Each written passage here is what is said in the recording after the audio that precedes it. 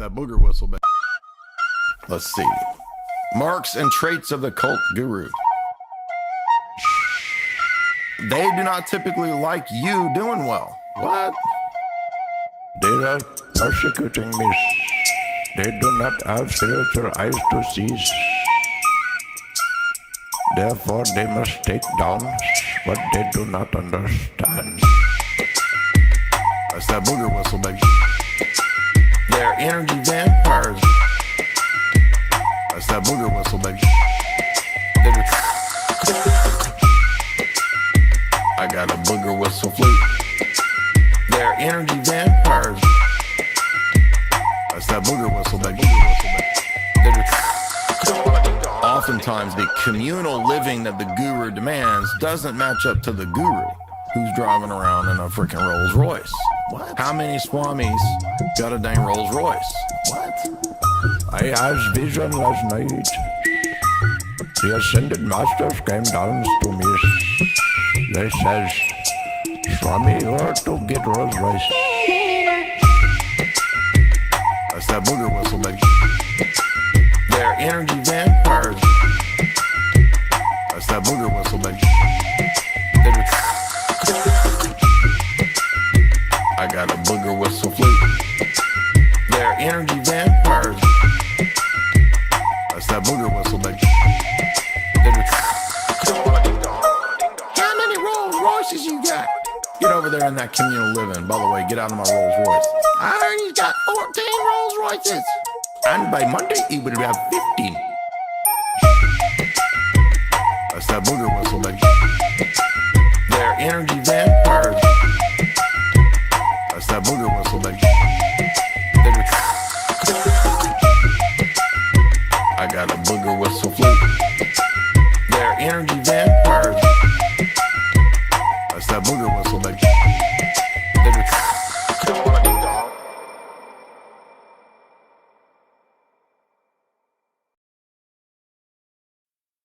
I will grease you up.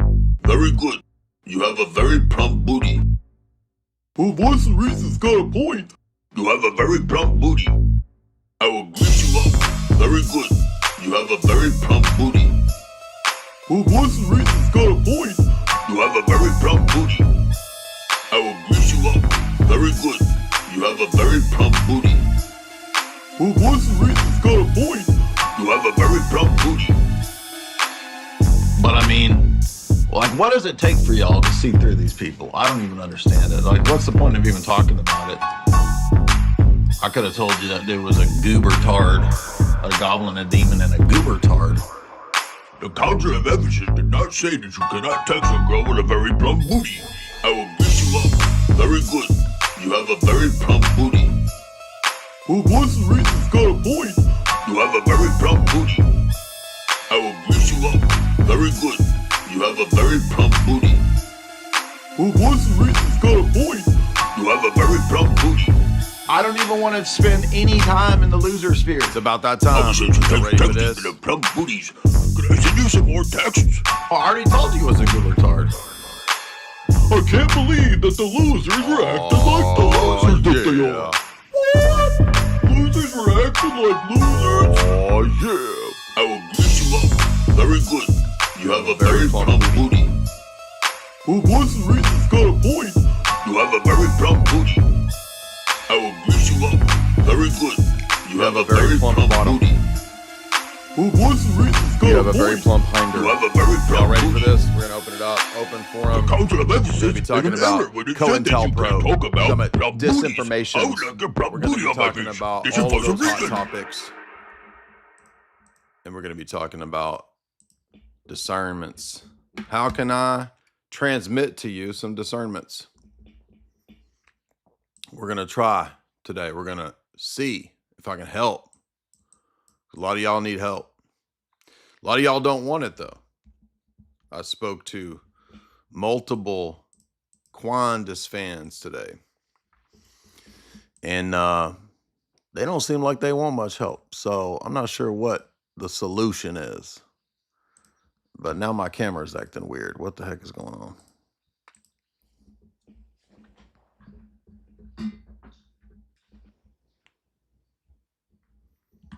feel like I'm too shiny today. Why am I so shiny? It just started doing this. What the heck?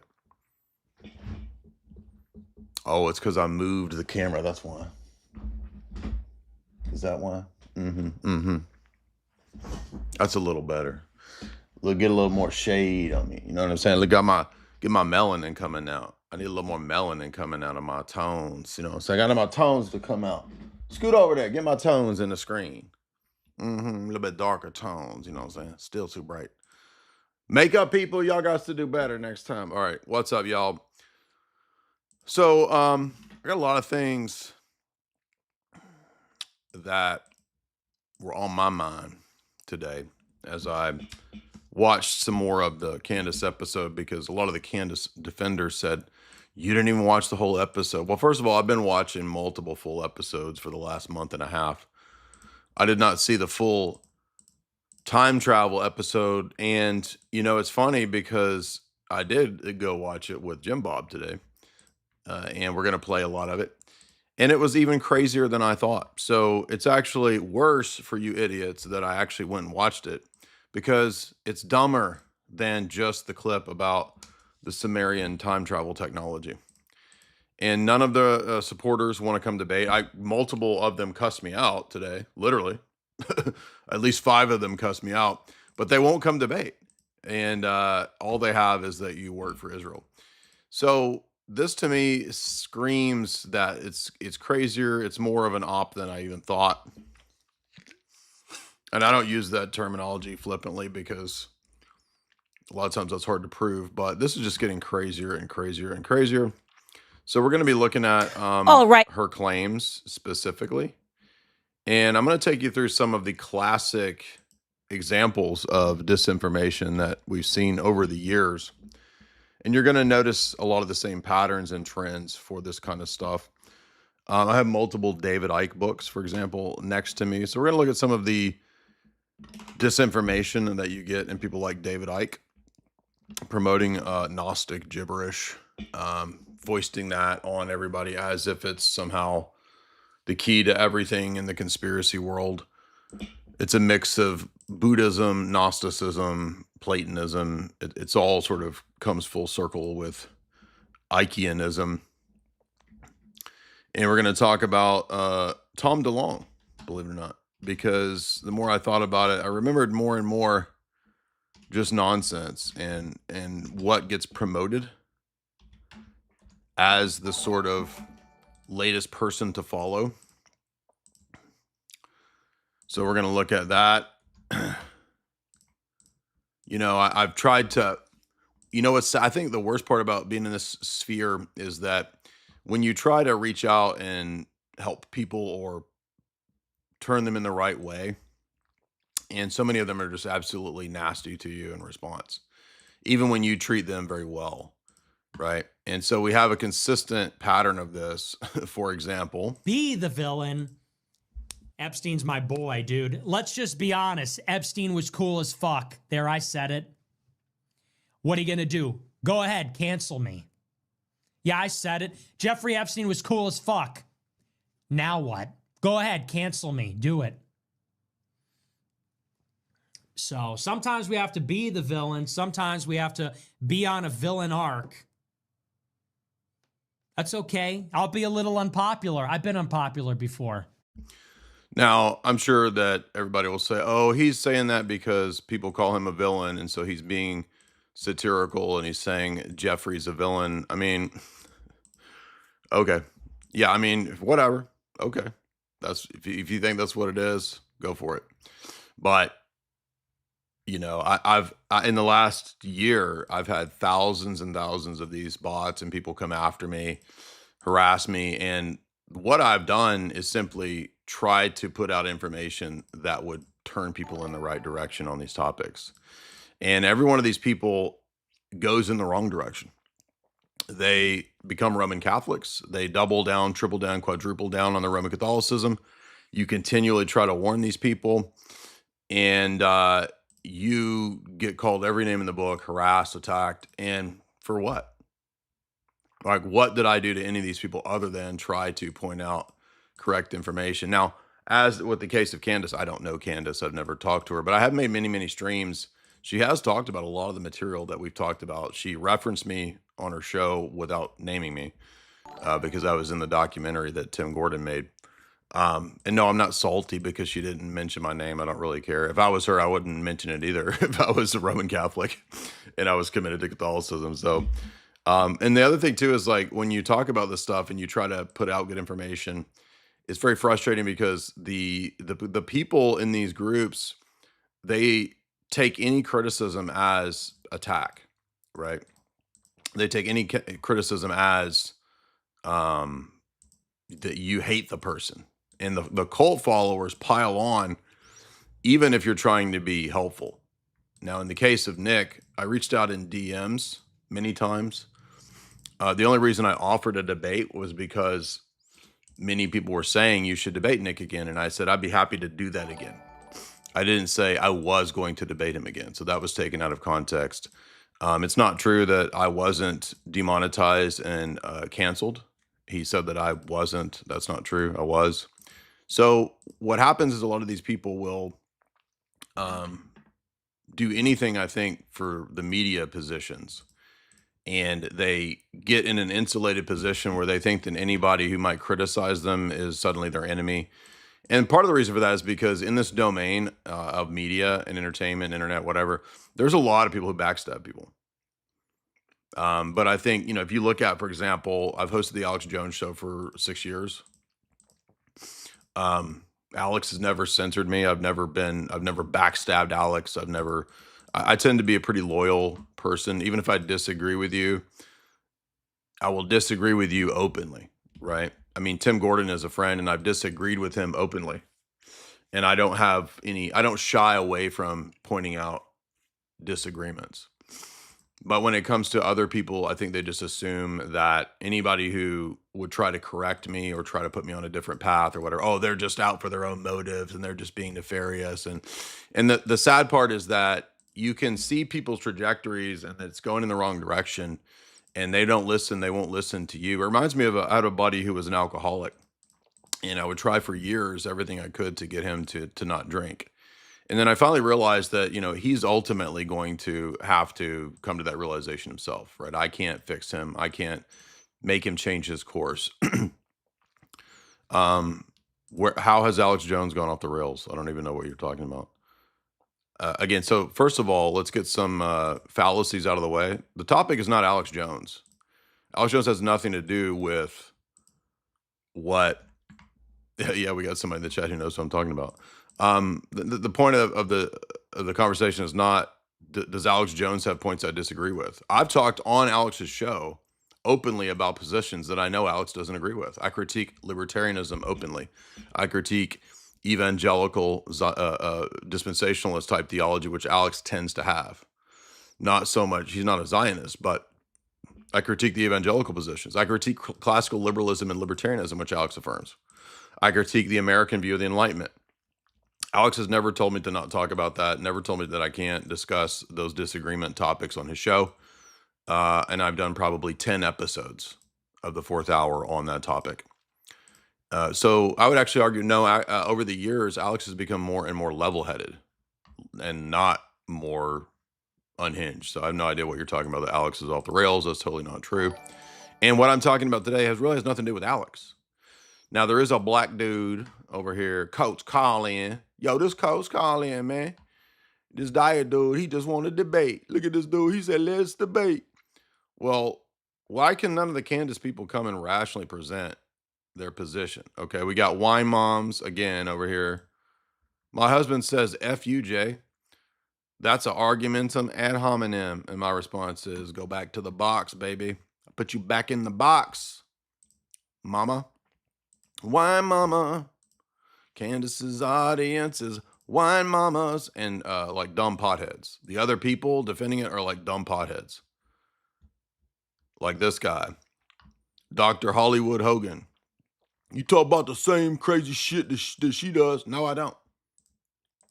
Please tell me what the crazy shit that I talk about is. That's what she talks about.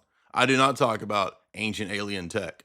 I don't talk about aliens. I have debunked aliens for 12 years straight. My first podcast on YouTube that I uploaded was an interview with the Collins brothers. You can go listen to it 10 years ago, 11 years ago, debunking aliens as disinformation. The first time I went and spoke at a conspiracy conference, I called alien nonsense disinformation. Go watch the lecture. It's still up on YouTube. And another guy says, "Fuck you, dude. Fuck you, man." So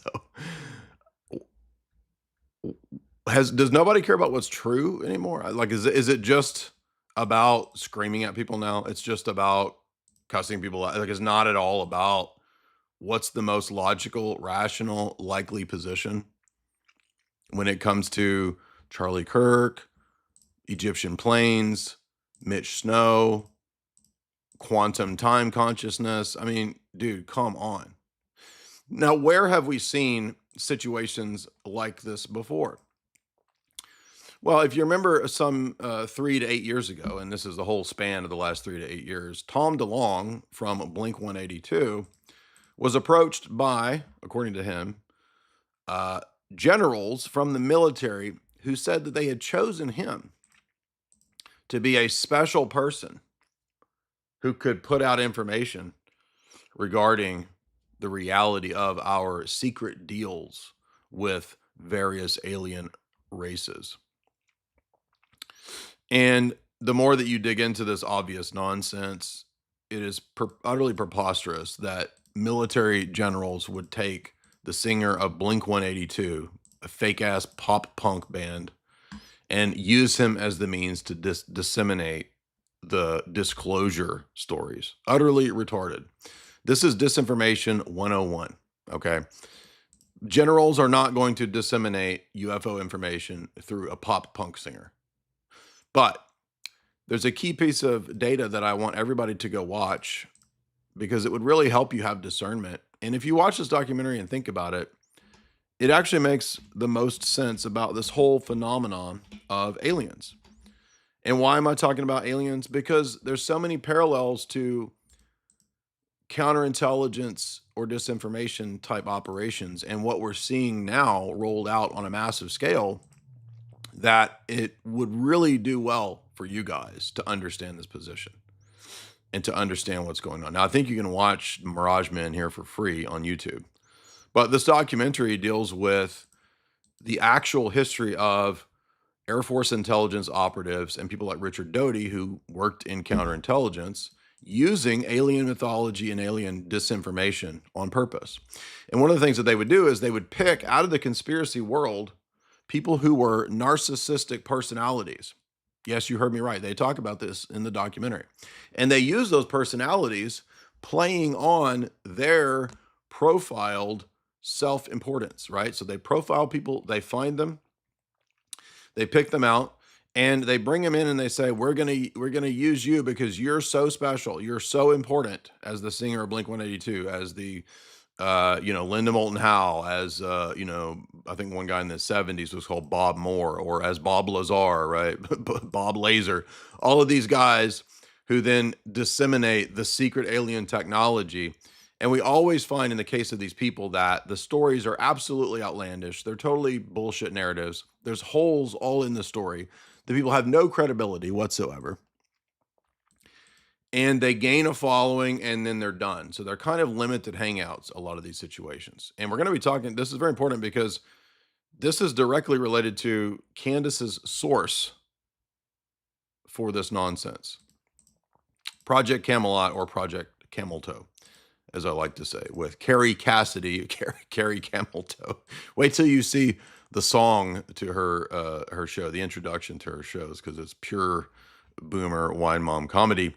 But Mirage Men is a very crucial watch. And, when you watch this, I don't want to hurt your feelings, but you're gonna feel this, you're gonna feel sad because if you believed in the alien nonsense or any of this gibberish that comes out, you're gonna feel upset that you were lied to.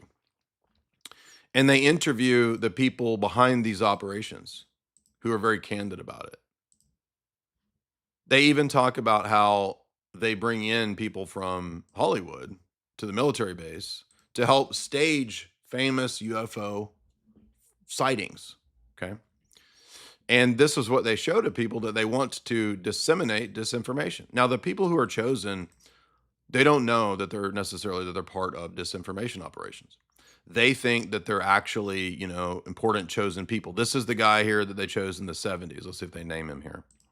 And gaining that person's confidence. And I used those techniques against Bill Moore, and they worked. Bill Moore. And Bill Moore took me into his confidence, and we had a professional relationship as far as him providing us information about the UFO community and agreeing to say things that we wanted said regarding the UFO community or within the UFO community. The process of studying this phenomenon and the So the guy who was involved in MUFON, Mutual UFO Network, in the 1980s, Bill Moore, was a chosen operative of disinformation, and he was an informant, and a source of intel on these idiot retard UFO groups.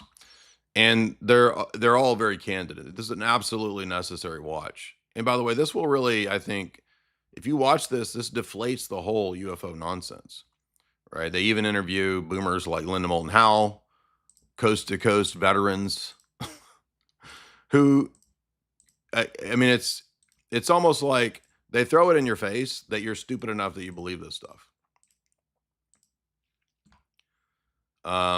I'm highlighting the main points of the documentary. I mean, they brought in people who worked on Star Trek to help film some of these classic UFO sightings, right? There's one where a UFO is supposedly taking off at an Air Force base, and that was filmed by the guys that filmed Star Trek. So, like, this is what you are believing, right? And the people who work in these kinds of areas, whether it's counterintelligence or disinformation, black operations, psyops, etc. Another reason they do this and they study this is because a lot of this has to do with smokescreen and deflection. So, for example, if they're working on some really advanced technology for drones, or Raytheon or whatever is working on some advanced Lockheed Martin style technology, this kind of stuff is a good cover for keeping those secrets. It's a way to kind of deflect, but it can also be a way to cover for other types of illegal operations. It could be human trafficking. It could be trafficking drugs, right? I mean, this sort of cover allows for all kinds of nefarious activities to be done under the aegis of aliens and UFOs, right? And then when you listen to this nonsense, it's so obvious that this is just pure nonsense. And it's embarrassing, really, that people believe it, honestly, to believe this kind of stuff. And why are you believing? Why would anybody trust this idiot pop star to disclose to the world the most important discovery in the history of humankind? And it's this idiot pop punk star? Are you serious? You actually believe that? Magnetic wave that is the foundation of everything, of all mass, of everything. Like some people called it 0 point energy. Okay, so the singer of Blink 182 has figured out all physics mysteries because he knows everything now in this grand unified theory of how physics and 0 point energy works. You really believe that? Some people call it the vacuum energy, but like 1 inch of air could power the United States for like hundreds of years, kind of. 1 inch of air can power the United States for hundreds of years. I mean, it's already just preposterous, pure nonsense. And why are y'all so stupid? Like, why are you guys believing this stuff? I don't understand it. Or maybe more. So what they got to do is isolate very specific atoms to where all the noise of all matter and cell phones and everything that's going on Earth can be separated from this one atom. Yeah, I actually choose to believe, Michael Stipe of REM. When I'm going to go to the mysteries of metaphysics and the secrets of the universe, it's not Tom DeLonge and Blink 182. It's clearly Michael Stipe of REM, right? And of course, he lost his religion. So I guess, like, how do we know which band really knows the secrets of physics and metaphysics? I mean, is it Blink 182? Is it perhaps the Strokes? Maybe we should go to the Pogues. Maybe the Pogues know actually what's really going on. And I'm waiting for them to really give us the truth of 0 point energy. Maybe it's RuPaul. I mean, seriously, the future is trans. How do we know RuPaul doesn't actually know the ancient esoteric mysteries of Sumerian looking glass technology? Can do that with the right material, you can get access to that electromagnetic wave that's powering the atom. The invisible wave pattern that's under everything of all existence. I mean, who believes that Tom DeLonge actually knows anything about physics at all? Does he even have a college degree? I don't even know, but come on. I mean, this is Terrence Howard level, like schizo stuff. And by the way, people are saying Candace is actually sounding more and more like like she's going to go full Terrence Howard next, right? And my thought was, I mean, she's with that British Lord dude.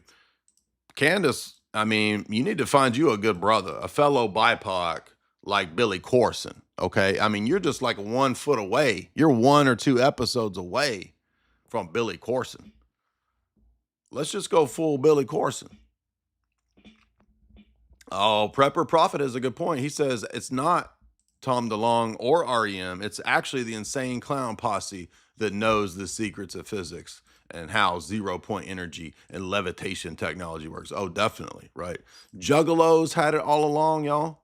We should have just joined the Juggalo secret society community. They could have passed on the oral traditions of the Anunnakis. And once you do that, it's not like splitting an atom. This is the power behind the atom. It's extraordinarily dangerous, but it's also what will turn that fucking thing magnets, on. dude. How do they turn into a work? ball of light and Yo, just disappear. magnets. Going back How do they to work? Bob and that technology, I want to know your opinions of when we look at the petrodollar and fossil fuels and the way that the world runs today, and the knowledge that the government possesses and potentially possesses that could free us of all of that. Is The other thing that's interesting is, first of all, why does anybody and why do most people immediately jump to the conclusions when there's any kind of this phenomenon or technology that they see that it's alien? It's a total non sequitur. There's nothing immediately about a craft in the sky or some inexplicable video that immediately tells you anything to do with aliens or extra biological entities. But because we've been propagandized with a zillion Spielberg movies, that's the immediate leap that people make. That's why propaganda and fiction is much more effective than propaganda done through, news repeaters. And there's plenty of news repeater propagandists. Walter Cronkite, CFR, classic propagandist news repeater for the establishment. And all of those, boomer era, Dan Rather, talking head people, we're all just, mouthpieces for the intelligence establishment and the Council on Foreign Relations. Absolutely. However, now because people don't listen to them, they're just simply choosing the pop stars to push this. Now, it wasn't just Tom DeLonge. Do you remember that Demi Lovato was also pushing the alien narrative? Do you remember that Katy Perry was pushing the alien narrative? And again, all of the alien stuff is just an analog example of the exact same type of disinformation that's being pushed, unfortunately, through the new supposedly biggest media outlet. Now, I'm assuming that that's true. I haven't fact checked to see whether she is the biggest podcast. People are saying that since she's adopted all this nonsense that her podcast has lost popularity. I don't know, but whether she's in the top 5 or not, it doesn't really matter to me, except that that's why it's worth covering. Because if the biggest people in media now, the biggest outlets, are going to be pushing the same type of Tom DeShlong bullcrap, then it is worth talking about. And I understand that when people are new to these topics, you go through the cycle and the phase. But I'm not new to these topics. I've been into these topics for 25 years or so. I mean, let's look at a couple of the examples here. This is the original first, I think, David Icke, Alice in Wonderland and the World Trade Center. I've had this book for, 15 years. I read a significant amount of the first David Icke text. And is there some of it that's true? For example, does he have a chapter that discusses Human 5 cents reality and the cheatery. Well, he has a chapter talking about problem, reaction, solution, and that's true. Well, Candace talks about a lot of true things like you do. Yeah, that wasn't in question. The question is, what does disinformation do and how does it work? What about more David Icke? Oh, you mean this giant 700-page David Icke book, Perception Deception, which I've read? Oh, yeah, I've got that one too. You don't actually deal with the claims. Yeah, no, I actually do. I actually read the books. I've read hundreds of books in the last 25 years. There's my notes. And what ends up happening is that there's a lot of truth that's mixed in with completely batshit crazy stuff. Very same thing happens in the domain of MK Ultra sex kitten survivor world. Okay. Guess what? I've read a bunch of those books too. I've read Kathy O'Brien's Transformation of America. I've read Bryce Taylor. I've read Fritz Springmeier and Cisco Wheeler. I've read all of the, I don't know about all of them. I read Fiona Barrett's book. Now, what happens is that you get these credible stories, okay, in the case of the MK Ultra women, where, okay, I was a former Playboy playmate, and Hugh Hefner trafficked me. And then you'll look up this person, and it turns out, yes, they were actually a Playboy playmate. Okay, sure. That's very possible that something happened with you and Hugh Hefner. We know that Hugh Hefner did have connections to the intelligence agencies. We know that it's very likely that the Playboy Mansion was bugged and probably was compromising people. And then you'll be watching these people's stories or their interviews or reading their books. And then suddenly the next chapter is the ancient Sumerian Akkadian demon technology that the elites are getting through drinking a drinkachrome from the pineal gland of the. It's like, what? So it went from credible to insane. Now, in some of the cases of the people that have been traumatized, I'm sure that they mean well and they are sincere and they've been put through stuff and they're looking for answers, and then they come across crazy stuff that they think puts the story together and they fall for it. Do you remember at the time of PIZZA stuff? There were multiple profiles that popped up on Twitter. One of them was a girl who, I forget her name, but it was something like she claimed to have been trafficked by Tom Hanks, and she was just every day it was about Tom Hanks, right? And a lot of people bought into this, and then that got synthesized with the Q-tard crap. But the point where I noticed that her story wasn't making sense was when it suddenly became they're doing this because they're all actually Sumerian Akkadians. She said it's the Sumerian Akkadians that are running everything from behind the scenes in the underground bases. Okay, once you start hearing the underground base stuff, and there are underground bases, but once you start hearing underground base stuff, immediate red flags. There's no alien clones in underground bases. Let's go to another classic disinfo piece. Let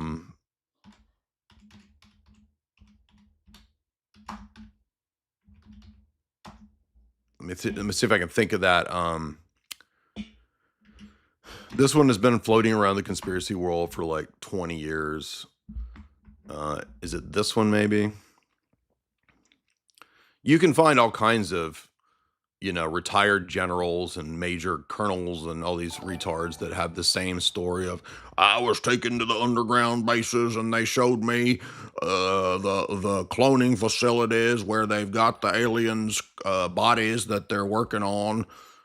I mean, it's just nonstop gibberish. And then what happens is that it gets recycled. This same story will be said, 20 years ago on the History Channel by Linda Moulton Howe, as you see right here, right? And then it'll get repeated 15 years later by Tom DeLonge or somebody else, right? There's a specific one I'm looking for. I might have to go into full-on schizo world with this website to find this one. Let's see if we can find the classic aliens in the underground bases, the clones, and all this nonsense. So it doesn't even come up here on this website. So I don't know, maybe their search doesn't work, but maybe it'll come up on X. Let's see if we can pull it up over here now. Let's see.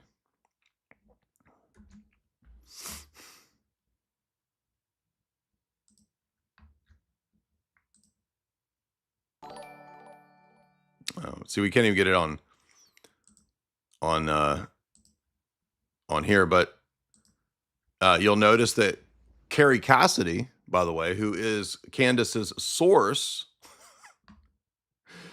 this is Candace's source on her new episode. She's gone full Project Camel Toe here with Carrie Cassidy. And let's take a look at Carrie Cassidy. Is she a viable, vetted source here? Okay, so she works with her husband, Bill, who founded Project Camel Toe Lot. And she's an investigative documentary filmmaker exposing aliens. And what's her handle? Camelot Q Carrie. Q supporter. Q-tard crap. And I've seen Project Camel Toe videos for the last, I don't know, 20 years of conspiracy nonsense. If you were to scroll through this, you would find just the most absolute batshit insane stuff ever. I mean, it is like the ultimate boomer conspiracy, just nonsense, right? But if you really want to see the secrets, let me play you Carrie Cassidy's theme song, because she's a jaguar. Yes, you heard me right. She's a jag, she's a jag, she's a jaguar. This is the source. This is Candace's source, okay? This is what you guys are tripling down on, you idiots. You idiots cussing me out today. Calling me every name in the book. This is what you're siding with, you fucking retards. Okay, so do you read Sanskrit or pre-Sanskrit? Because I understand you're also studying tablets that that were found in the United States. Isn't that true? Oh yeah, y'all feel those vibes? It's about to get sexy and mystical up in here. Y'all ready to get sexy and mystical? Get that box wine out, baby. Pull out some of that Burgundy or some of that strawberry Franzia. You know what I'm saying? You want some of that Burgundy, baby? Let's have a little sip. Just pull that little plug out and suck. Get a little suck off of that nipple of that box, because it's about to get sexy. There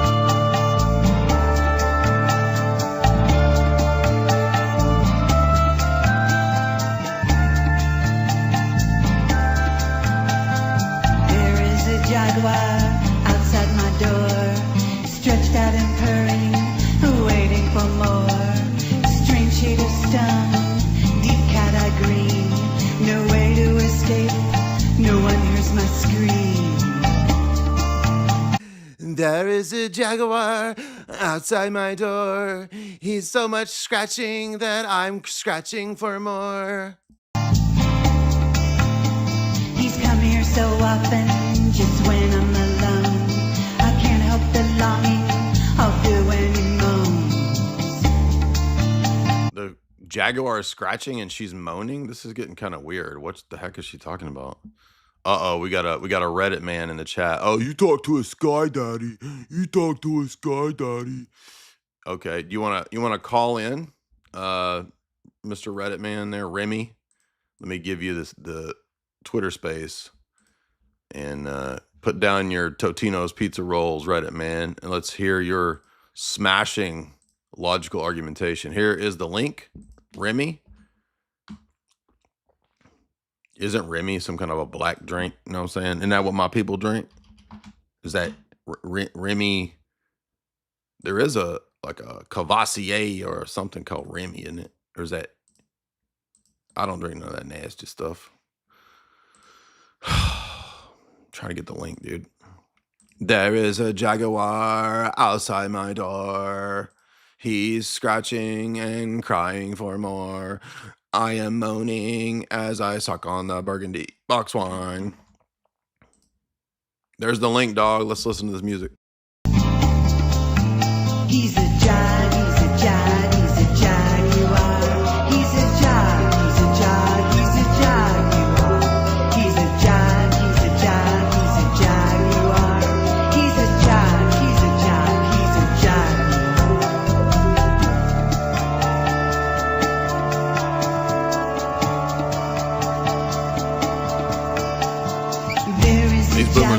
point, dude. Exposing the deep state. Outside my door, stretched out and purring, waiting for more. Strange shade of stone, deep cat-eye green. No way to escape, no one hears my scream. No one hears the scream, the jaguar. He's a jag, he's a jag, he's a jaguar. He's a jag, he's a jag, he's a jaguar. He's a jag, he's a jag, he's a jaguar. He's a Is that enough, or y'all want more? Do y'all want the whole musical ensemble? Y'all had enough? So this is Candace's source, Project Camelot. You heard me right. For Project Looking Glass, a 2012 interview with Carrie Cassidy and some goobertard talking about how the Sumerian time portal technology stopped working in 2012. Now, all of you idiot Candace followers and cult members cussed me out and called me names, hundreds of them in the last several weeks, hundreds, maybe thousands. Okay. So you wonder why I keep replying on this is because this idiot cult literally thinks that they have solved the mysteries of the universe together with Candace and Tom DeShlong, and all of these idiot boomer disinfo people that you buy into. This is how dumb you people are. And I'm calling you dumb and calling you names because you keep tripling down and you keep calling me out and saying shit about me. Oh, you just do what Alex tells you. I disagree with Alex Jones on multiple things, as I already said. And Alex never has told me to not talk about criticizing classical liberalism. He's never told me to not criticize evangelical whatever.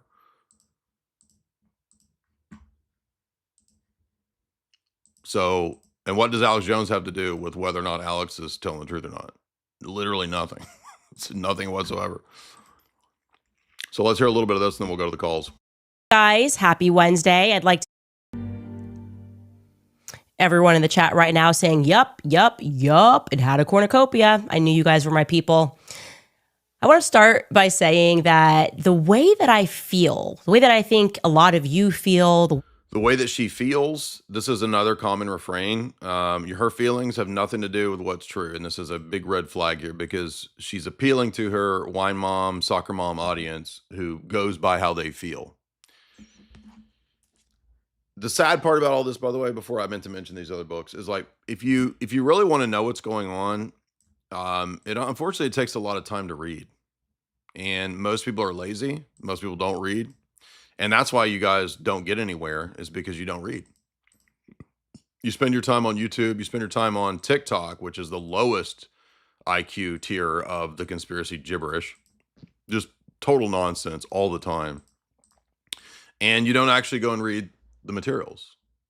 You don't read books like One Nation Under Blackmail, which is actually a really well done journalistic expose on this type of material. Is it perfect? No. Do I agree with Whitney Webb on everything? No, but that's a grounded, sourced book. Okay. There's a book called Old Boys that we're reading right now on my reading list, my Oprah's reading list. Okay. This is a very long, historical, technical book written by a guy from the Council on Foreign Relations. This tells us what they believe about their history, just like Tragedy and Hope. But you guys are not going to read these books. And that's why you get duped. You don't do the homework. But I do the homework. And if you're envious and you talk shit at me because I actually go and do the work, that's actually a problem with you, not with me. It's not my fault that you didn't do the work. It's not my fault that you fell for these people's nonsense. And then you double down because of your pride and your arrogance. That's a problem with you. Books like Milner Fabian Conspiracy, super sourced, very historical, covers all the bases, British intelligence, all of it. Another good source. But those are 500, 600 page books. You guys are not going to read those books. You're going to go listen to Lil Oprah because you feel a connection with her.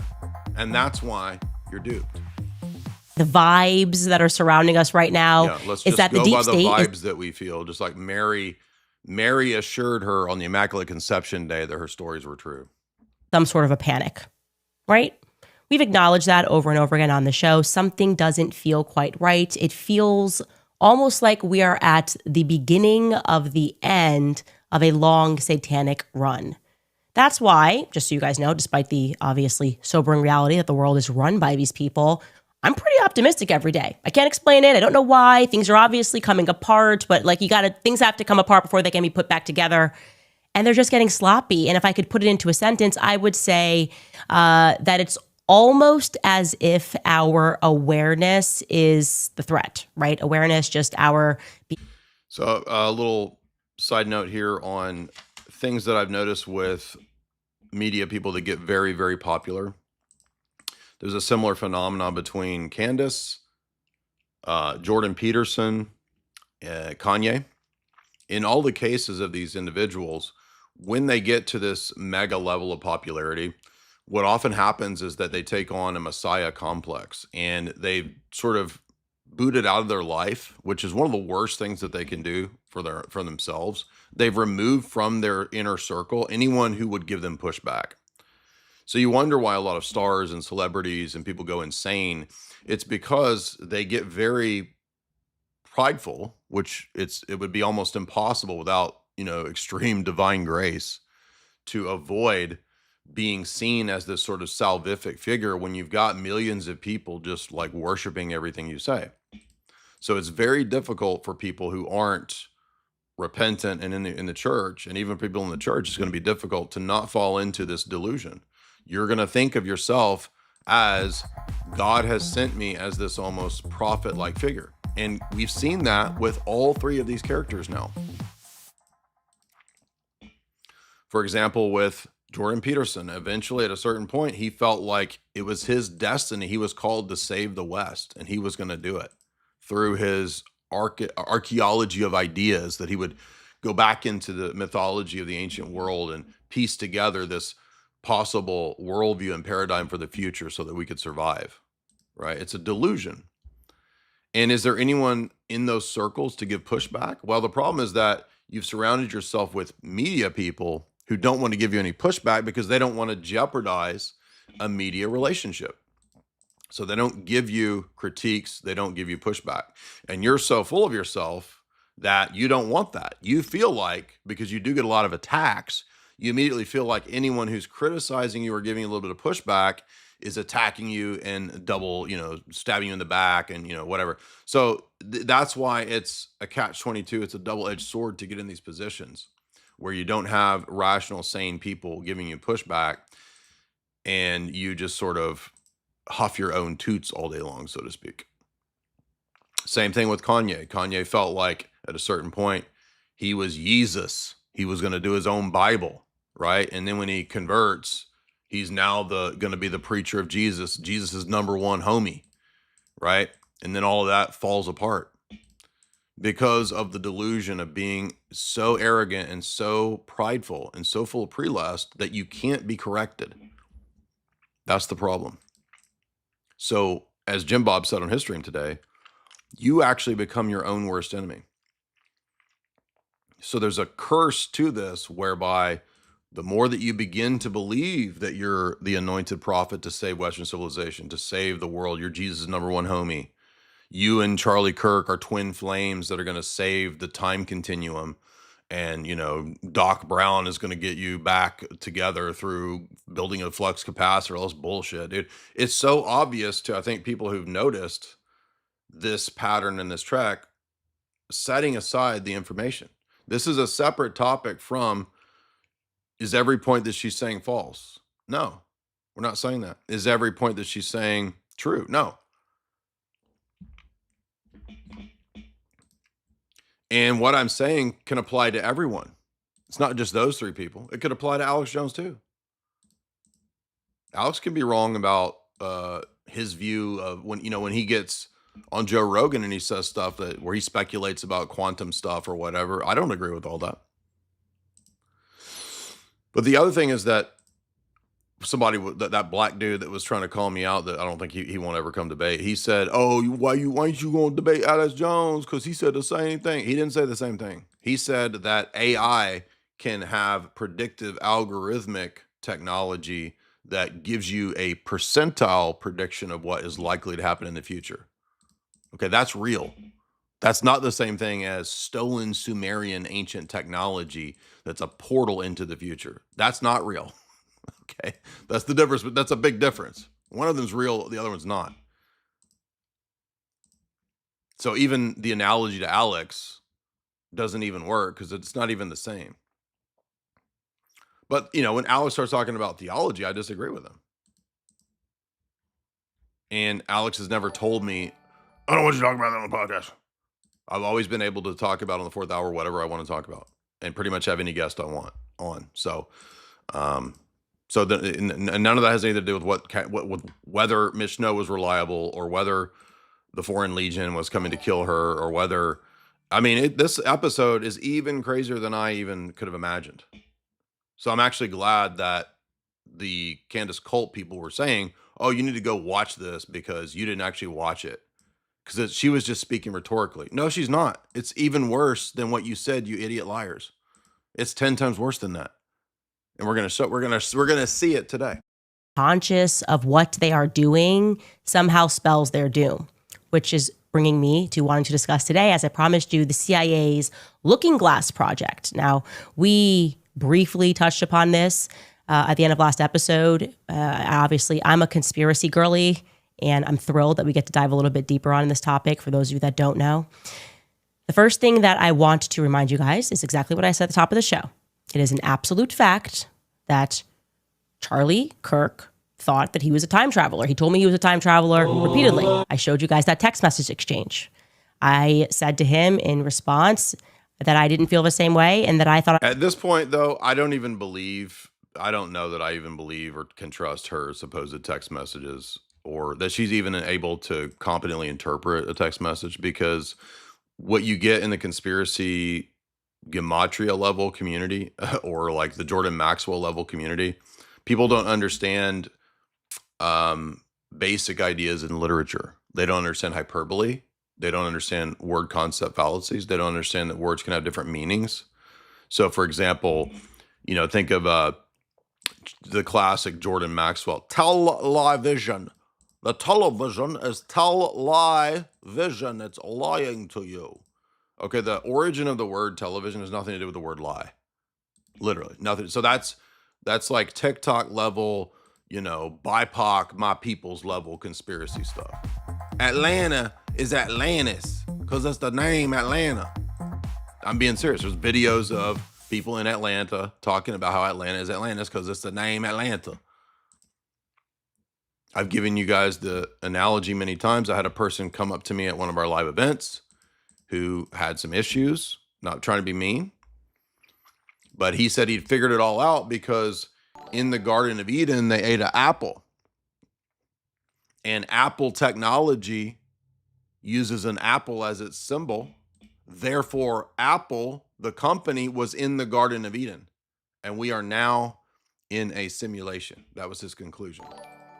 Okay, I'm sorry, but that's schizo level nonsense. That is a non sequitur based on words being confused. And what schizophrenic people do, as we talked about in the last show, is that they will confuse the different meanings of words with the ontological reality. So if apple in one context can mean the apple in the garden, and Apple computers, they'll collapse these two into the same meaning.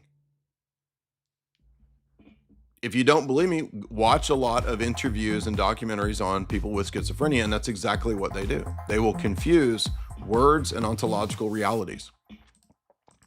And yes, it becomes solipsism. Of course, I've heard of solipsism. I've written articles and done podcasts critiquing it for years.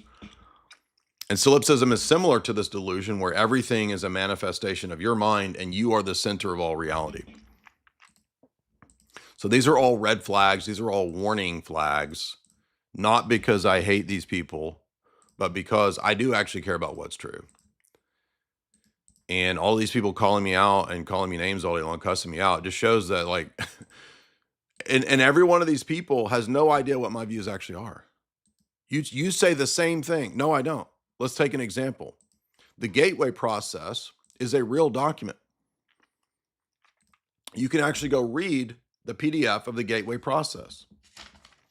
Now, the gateway process is a document studying the possibility of different esoteric and sort of fringe medical techniques, right?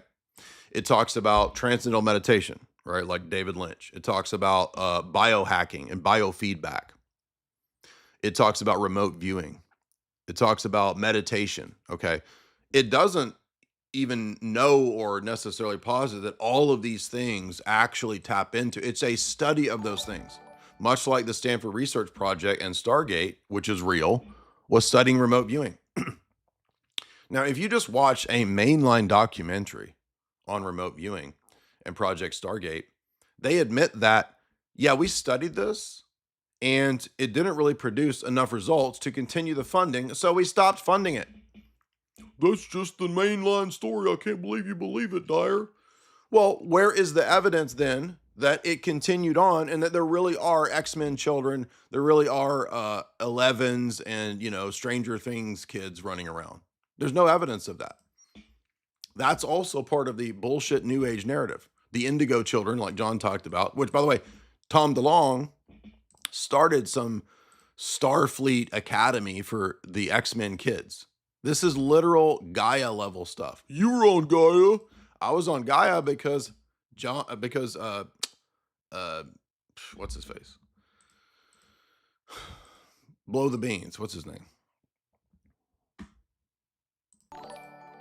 Because he was the video producer there and he wanted to do a show with me. Now, when you watch the episodes, do I ever say that aliens exist? Do I ever say that there's interdimensional portal technology? And I'm not joking. No, I don't ever say any of that. Because the gateway process, which is a real document, which we cover right here, as we actually walk through the document, we talk about these esoteric practices and these studies and what it led to. And guess what? It didn't really produce much, as far as we could tell. So the people saying, you talked about the exact same thing that Candace talked about. No, I didn't. I've never talked about Looking Glass as a time travel, time portal, future technology. Total bullcrap. Just people just making up nonsense, which shows they didn't actually watch the Gateway Process podcast.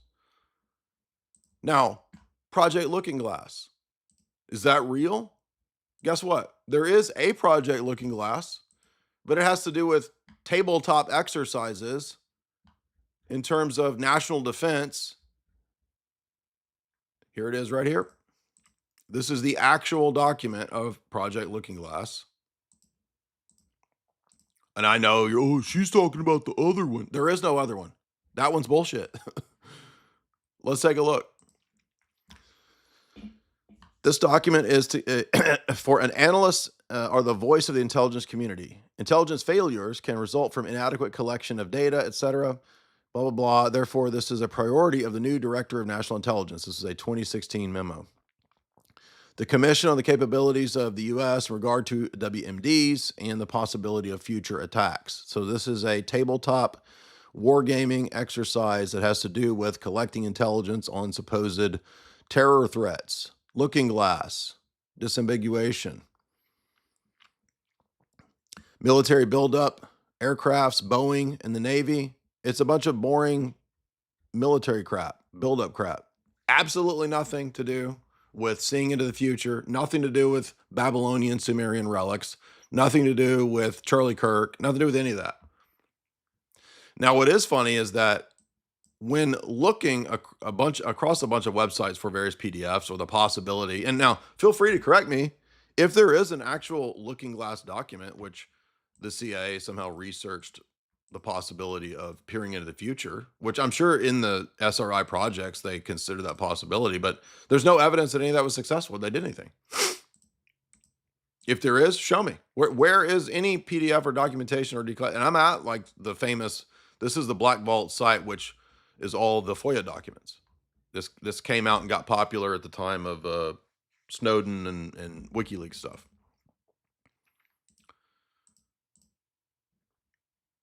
And by the way, even still, they can declassify fake documents. Did you not even think about that? So even if there is some document, remember that document, the CIA declassified the Tartaria document. There's no Tartaria document. Well, it talks about pole shift. There's a publication that was, for whatever reason, classified for some time that had 60, 70 pages worth of articles. And there was an article that considered the possibility of pole shifts and that had some effect on the medieval world and agriculture. Okay, that doesn't mean that the CIA is hiding the coming Nibiru Planet X pole shift bullcrap. And if you don't have evidence of that, then what are you talking about? You're just spouting bullshit. Now, when looking for Project Looking Glass, I did find this interesting website, which is a full-on schizo website, full of gematria, rabbit trails of matrix nonsense, Area 51, and I wouldn't even be surprised if Candace didn't come across her team didn't come across this schizo website, this GeoCities website, with the reverse rabbit, white rabbit, and Project Aquarius and the Looking Glass facility that's at S4 within Area 51. Okay, so this is pure boomer tier GeoCities bullshit. Oh, and what do you know? It's got time travel technology within it. Interesting. And it's about the doctrine of convergent timeline paradox. Okay, so if you really want to know what's going on, you got to watch Back to the Future, Inception, The Matrix, and you'll figure out the platonic solids and the swivel point, which is 42, and the source delta points of 01, 123, 123, 123. This is schizo stuff. I mean, have you ever watched documentaries on famous, say, internet schizophrenic people? I'm being serious. I'm not being mean. There's a channel, I think, called Chilling Scares. It's a popular kind of spooky channel, right? And most of his stuff, though, is not about ghosts. His stuff is about real stuff. And he did a great video on what was the name of that one? There was a guy who was like a physicist or something, I think, and he got schizophrenia. And he's like a famous case. It might be this one. Let's see if it's this one. Didn't trip. On August. Yeah, it might be this one. Yeah, that might be this guy here. What's the deal with this video? Is it real or just an elaborate hoax? Because that was a guy claiming that he was like stuck in an acid trip for like a week. Here it is. This is it right here. This is it. This guy. The guy in it genuinely thought he was tripping for 2 months. Amos might have stumbled across the initial post before it disappeared and then decided to create a hoax based on it. Unfortunately, given the sparse amount of information I found, it's impossible to nail down the truth. In the off chance everything was real, I hope the person in the video found the help he needed. It's this guy. Poorly Planned Comics. So the guy that did Poorly Planned Comics was a guy who developed schizophrenia, and his comics stayed up online. And there's multiple people in this, I think. I think there's another guy. This is different from the physicist guy. He might be at the end of it. I'm not sure. But so this guy, for example, was drawing kind of silly comics or whatnot. And as time progressed, as he drew more and more comics, he believed that he had kind of discovered like the secrets of reality. And it tied into TV shows that he was watching and cartoons. And so you'll notice here he's tying in this Disney cartoon. And it's just, if you think about this in the sense of symbolic analysis or, iconography, let's look at what I'm talking about with this point where people mix up symbol and referent, especially with schizophrenia. They collapse the references into the same metaphysical reality, right? So they start thinking, oh, all of these things are here for a purpose, and they all sort of mean the same thing, right? Watch this. Before he ended his life, starting with the statement, "If you are reading this, I am dead." The rest of the comic listed his will for his various possessions, both physical and digital. Below the comic, there was also a personal reminder Jack had left for himself listing things he needed to do. However, the most mysterious part of the comic was this: a link that explained why Jack did this. Clicking on this link led to an archive of thousands of emails between Jack and various people, including friends and what seemed like an online therapist. These emails are in no particular order and have absolutely zero organization. So, as you might imagine, going through them is a long and arduous task. Unlike other internet mysteries where there's barely any information, here there's almost too much, more than any one person could easily go through. I went through as much as I could, and one thing became extremely clear. Jack was struggling with severe mental illness. That much was already clear from his comics, but going through these emails gave me a good idea of the exact illness Jack was dealing with. For starters, Jack had extreme schizophrenia, which led him to having extremely violent and disturbing thoughts. In one of his emails, he stated, "I'm full of seething, boiling hatred pain, and the only reason I'm not going out killing people right now is that I'm lucid enough not to want to deal with the consequences of such behavior." In addition to this, Jack also had dissociative identity disorder, or DID for short. This is evident from his constant mentions of a person named Susie, which he referred to as his best friend and better companion than no one. But anyway, you get the idea. You can go watch the rest of Chilling Scare's video. It's a pretty good video here if you're interested in that topic. But there's another guy who was a physicist. He just popped up, by the way, on my Twitter the other day. If anybody in the chat knows what I'm talking about, he's kind of an internet famous person who was, like a mathematician or physicist, and he kind of gradually went kind of crazy. But he created Temple OS, it's like a program, like a DOS program, something to do with Temple. This is it, Temple OS. Yeah, this is it right here. Most people who use a computer don't pay very much attention to the operating system. Now, this is important because you're going to notice the similar sorts of, Terry Davis, that's it, the similar parallels with how they begin to collapse symbols and reference. There it works. As long as it keeps going, that's just good enough. In fact, you probably wouldn't be all that we know about today. Davis, to the surprise of nobody, and growing up during the 70s, he was one of the lucky people who got to experience the true explosion of the home computer market as it happened, rather than having to view it retrospectively through vintage computer channels on YouTube like most of us have to now. Now, the thing is, Davis was not simply prepared to let the world of computing go wherever it wanted, just dragging him along behind it. He wanted to shape the future. In spite of being born 7th of 8 children, an environment that doesn't usually lend itself to an abundance of spare cash, he was able to get his for gifted students at his school in Wisconsin. By the time he was 13, he had not only moved on to the Commodore 64, but also taught himself assembly codes and so he becomes a famous, computer coder guy. I'm going to skip ahead a little bit to where it's a little more relevant to what we're talking about. In order to be safe, he just knew that this was the voice of God. The start of Davis's direct communications with God were, shall we say, equal parts confusing and tumultuous? Upon arriving in Texas, he himself claimed to have dismantled his car in search of tracking devices before disposing of the keys and wandering off into the desert, if it were not for the fact that he was spotted by an officer of the law and transported back towards civilization. So in the case of Terry Davis, he's coding, he thinks he's figuring out the secrets of the universe, probably through analogies to how computers work. Oh, we live in a matrix or whatever, it's a code.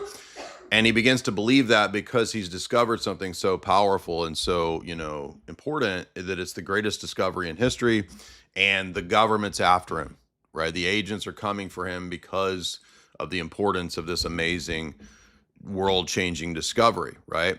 But that's feeding into the delusion and the delusion of grandeur, right? So it's, and I'm not saying that he wasn't in some way a victim, it could be, but I'm trying to say that even if you're a victim, you can still be a sinner. You can still give in to pride, right? It's not all either or. You can have a degree of volition and guilt, even in situations where you're not primarily guilty, but you can still concede to or acquiesce to the temptation to pride and delusion, which is what a lot of this is built on. Now, in the case of Candace or in the case of these other people, they buy into conspiracy theories, which then begin to dominate the entire worldview.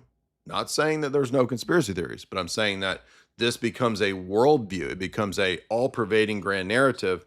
And because you've gotten so much opposition from people and you're in this position of having 5, 10 million followers, you begin to believe I'm a special anointed person who's figured it all out. Therefore, they've got to be after me. I've got to be being tracked. And I'm not joking. Okay. Now, she could be a grifter. It could be fake. She could really believe it. I don't know the motives. I'm just going to go by as far as I can determine. And you'll notice when she gets to the part where she plays the Daily Wire Ben Shapiro video that was poking fun at her, she actually starts reading into it that the red letters are secret Mossad codes that they're going to kill her. Okay. That's where it's getting into like the Terry Davis level stuff here. His story might have ended right there. Still, God works in mysterious ways, and after telling Davis that the officer was in fact trying to abduct him and he should jump out of the moving car, our programming genius ended up in hospital with a broken clavicle and a psychiatric observation order. Initially, the doctors believed Davis to be bipolar, but he was eventually diagnosed with schizophrenia, something that would not only cause Davis problems going forward, but would eventually lead to his demise. He invented his own programming language, built his own compiler, and developed the kernel from the ground up. Now, we know this is a tech tutorial video, but it's probably worth explaining just a few things as we go along. I'm not going to go into huge detail.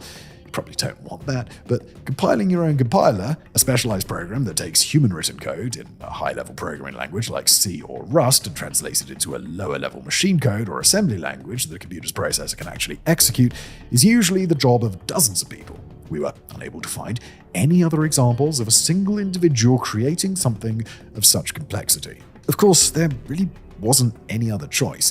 Had he chosen to use a pre-existing compiler such as GCC or LLVM, then he probably would have had to limit himself to pre-existing programming language. Davis had worked tirelessly to not only make it clear that the project was a work of God, but also to ensure that nobody forgot it. Technically speaking, it was pretty good for its time, or at least pretty good for what it was. Temple OS was a 64-bit operating system capable of taking advantage of multi-core CPUs, working with 3D graphics, gaming, and even on a moderately powerful system, booting in just a couple of seconds.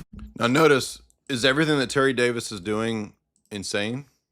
No, he's actually building a thing that works. It plays some games, it does some stuff, right? So it's not like the progression is totally debilitating. But obviously there's something wrong, there's something off. Yeah, and other people are saying in the chat, John Nash is another classic example of this. If you've seen the movie, Beautiful Mind, it's the same situation. Although I actually think in John Nash's case, he might have actually, there might have been, because probably the NSA, he did work with the NSA, so like who knows what could have really been going on with him. They might have been concerned, for example, that if he knew national secrets and he was beginning to be mentally unstable, that might be why he would be a security risk, right? Because then he could be, approached by Soviets or something like that. So that's also a possibility. Yeah, but you can watch the rest of the Terry Davis story if you want. I'll put it in the chat here. And the only reason I'm referencing that is that you'll see the parallel to the idea of I'm the anointed prophet who's here to sort of change the world. I've discovered the great mystery, and it turns out it was hidden within Lewis Carroll's two Alice novels, and it ties into CERN, and here's all my GeoCities schizo websites that you can follow to figure it all out. It becomes nonsense, right? It's pure nonsense, and unfortunately that's the direction that it's going in. But again, what did Richard Doty say openly in the Mirageman documentary? We find people like this to disseminate disinformation.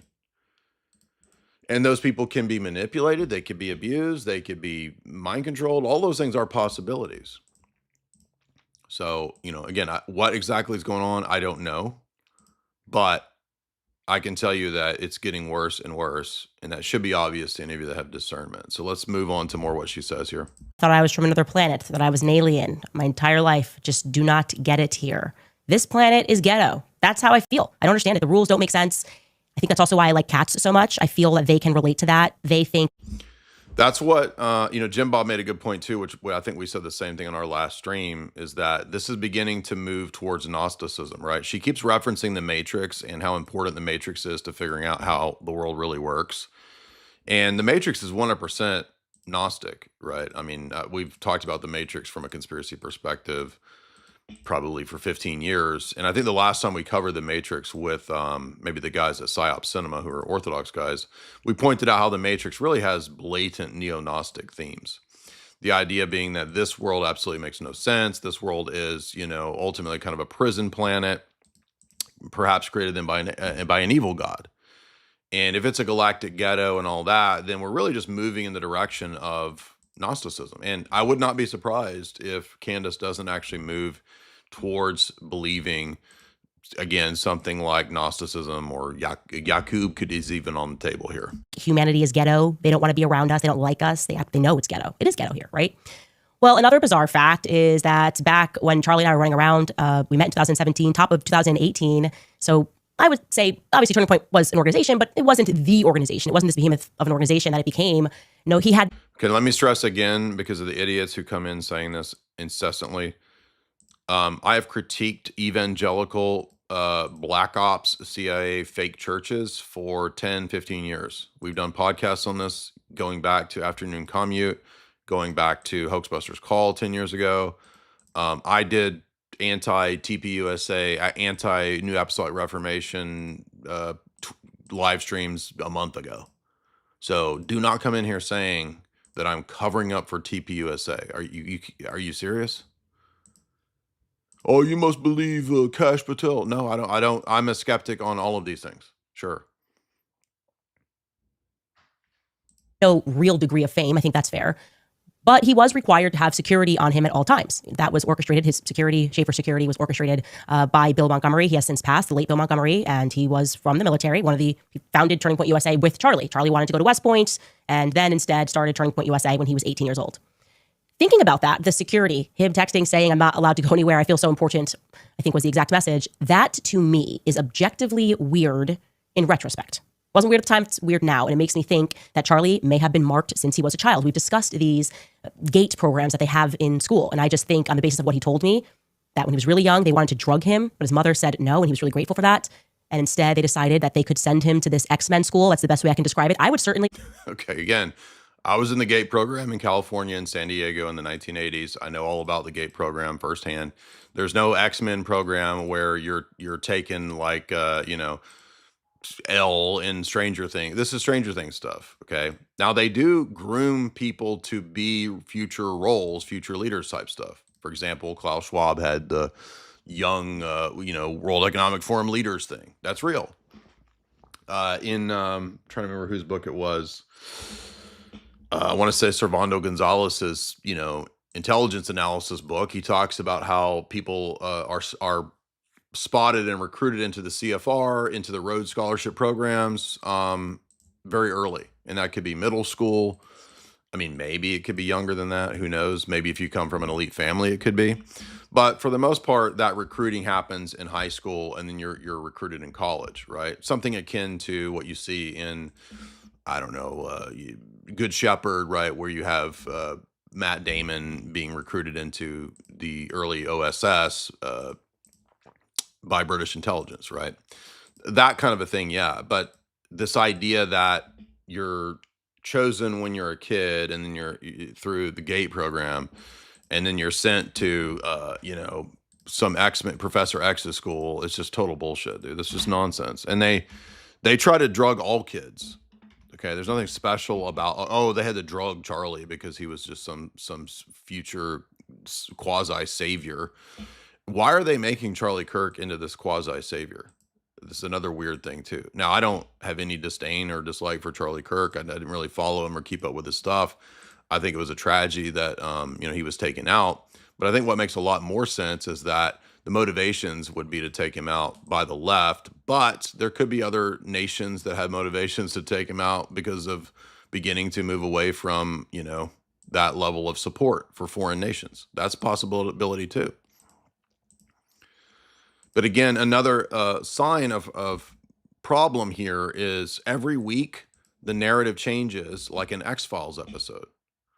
Okay, I mean, 2 months ago it was the planes, and then it was the tunnels, and then before that it was the tunnels, and then the planes, the Foreign Legion, the Mossad, the narrative just keeps getting shifted so that you don't remember the bullshit from last week.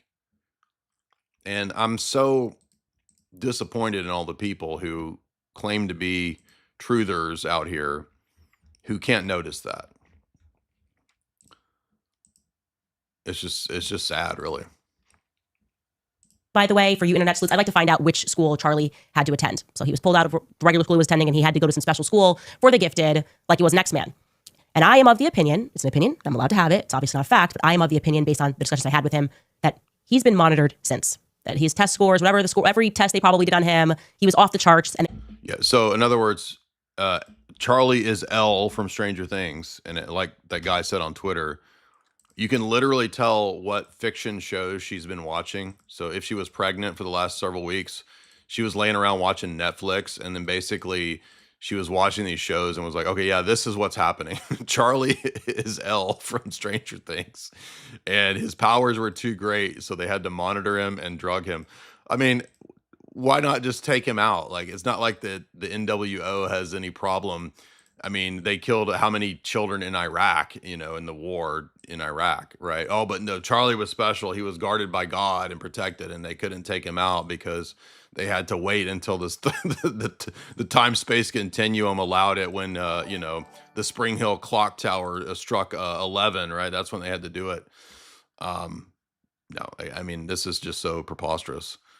I wanted to make sure that he was being watched. That's my theory in general on all kids that are in extraordinary and gate type programs. Maybe we should be training our kids to get like an 85%. Why don't you ask people that are in the gate program, or like talk about the actual, like, what it is, right? So all this was, and I can tell you the bad part of it, I made a video on this. So when I was in San Diego in the 1980s, California was pioneering a lot of this stuff. Gifted and talented education program, and it basically is a sort of a experimental way to test new education models to see if these would be better ways for children to learn. That's at least the public story of this, right? And it would single out very high IQ children. That's why I was put into this program. I tested as having a really high IQ, and they put me into this from fourth to sixth grade. And really all it was you had a separate room where you would read books instead of doing a lot of rote memorization type stuff. I remember having to take a test where you would listen for sounds, but that was part of the IQ test. That had nothing to do with like, oh, they put things on my ears to make me listen to tones to mind control. No, it was just part of the IQ test. That's all it was. And I do believe that, yes, you could have people in the GATE program spotted and recruited into things and perhaps, abused by the government. That's all possible. But none of this immediately speaks to, or is in any way it's a non sequitur to say, oh, well, because Charlie Kirk was in the GATE program, therefore he had to have been monitored from birth because he was a threat to the, time continuum by the archons, right? I mean, this is like David Icke level shit, right? This is indigo children stuff. On the test. At most, before the government agents are going to swoop in and go, who is this genius child, And a lot of weird things used to happen to Charlie. He would go on runs. I think I told you guys this, after sundown, and when he was running, streetlights would go out. Like it. Okay, so let's see what the evidences are that stack up here, that weird events happened to Charlie, which make it possible that he was L from Stranger Things. Okay. When he would run, the streetlights will go. Guess what? That happens to everybody. Okay. I go on walks, I run, and streetlights go out. It doesn't mean anything. It means absolutely nothing. I don't have an extra, emanating vibe essence that shuts off the streetlights. Okay. But this is what she's rolled out as her first piece of evidence that Charlie had weird things happen to him. Okay. This is chills level stuff, guys. And I like chills. It's entertaining, but this is not journalism. This is not proof of anything. This is like entertainment level stuff. You guys know who Chills is, right? Number 4, Burger King foot lettuce, right? Chills' Number spooky 15. videos. This clip shows a normal psychedelic filter, the electric color surrounding the girl in frame. She then turns her camera to span the room. The filter follows for a moment before becoming absent from the shot. I mean, I'm starting to think Candace has been watching too many slapped ham videos or too many chills videos, because it's going full chills. It was like he was in a burst of energy, like he was a lightning bolt or something. So to slow this down for you, there are just in general all of these inexplicable experiences that we have in life, and they try to make it weird for us to discuss them. Like just even being philosophical. No, nobody thinks it's weird to discuss that, because everybody talks about weird experiences that they have. There's gigantic YouTube channels with millions of views and millions of followers every day talking about weird experiences. Gigantic TikTok followers. Nobody thinks that's weird. What's weird is to leap to conclusions that are the most outlandish or the most irrational. Now, I do think that weird things happen, right? But what a mature adult does is that you typically look for the most rational explanation first, because that's more likely. Let me give you another example of this that happened to me a couple years ago with a fellow YouTuber streamer person who got mad at me because we had a debate, an argument over something that was so stupid. I could not believe that he was doubling and tripling down on this. Do you remember a few years ago, there were these mysterious rings appearing in the sky? See these? Remember this?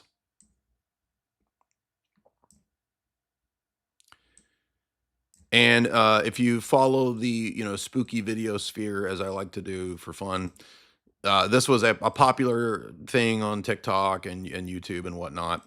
And people were saying, is this an alien manifestation? Okay. And you guys remember KJ, who, I was friendly with. We were nice too. I was always treated him cool. He had me on his channel a couple times. And KJ kept making videos about how the smoke rings or the smoke monsters were demonic alien manifestations. And I sent him this video and I said, no, KJ, these are obviously, you can rent these for parties. Okay, you can rent a smoke machine that creates a giant ring in the sky. There it is, right there. It is not an alien manifestation. It is not otherworldly.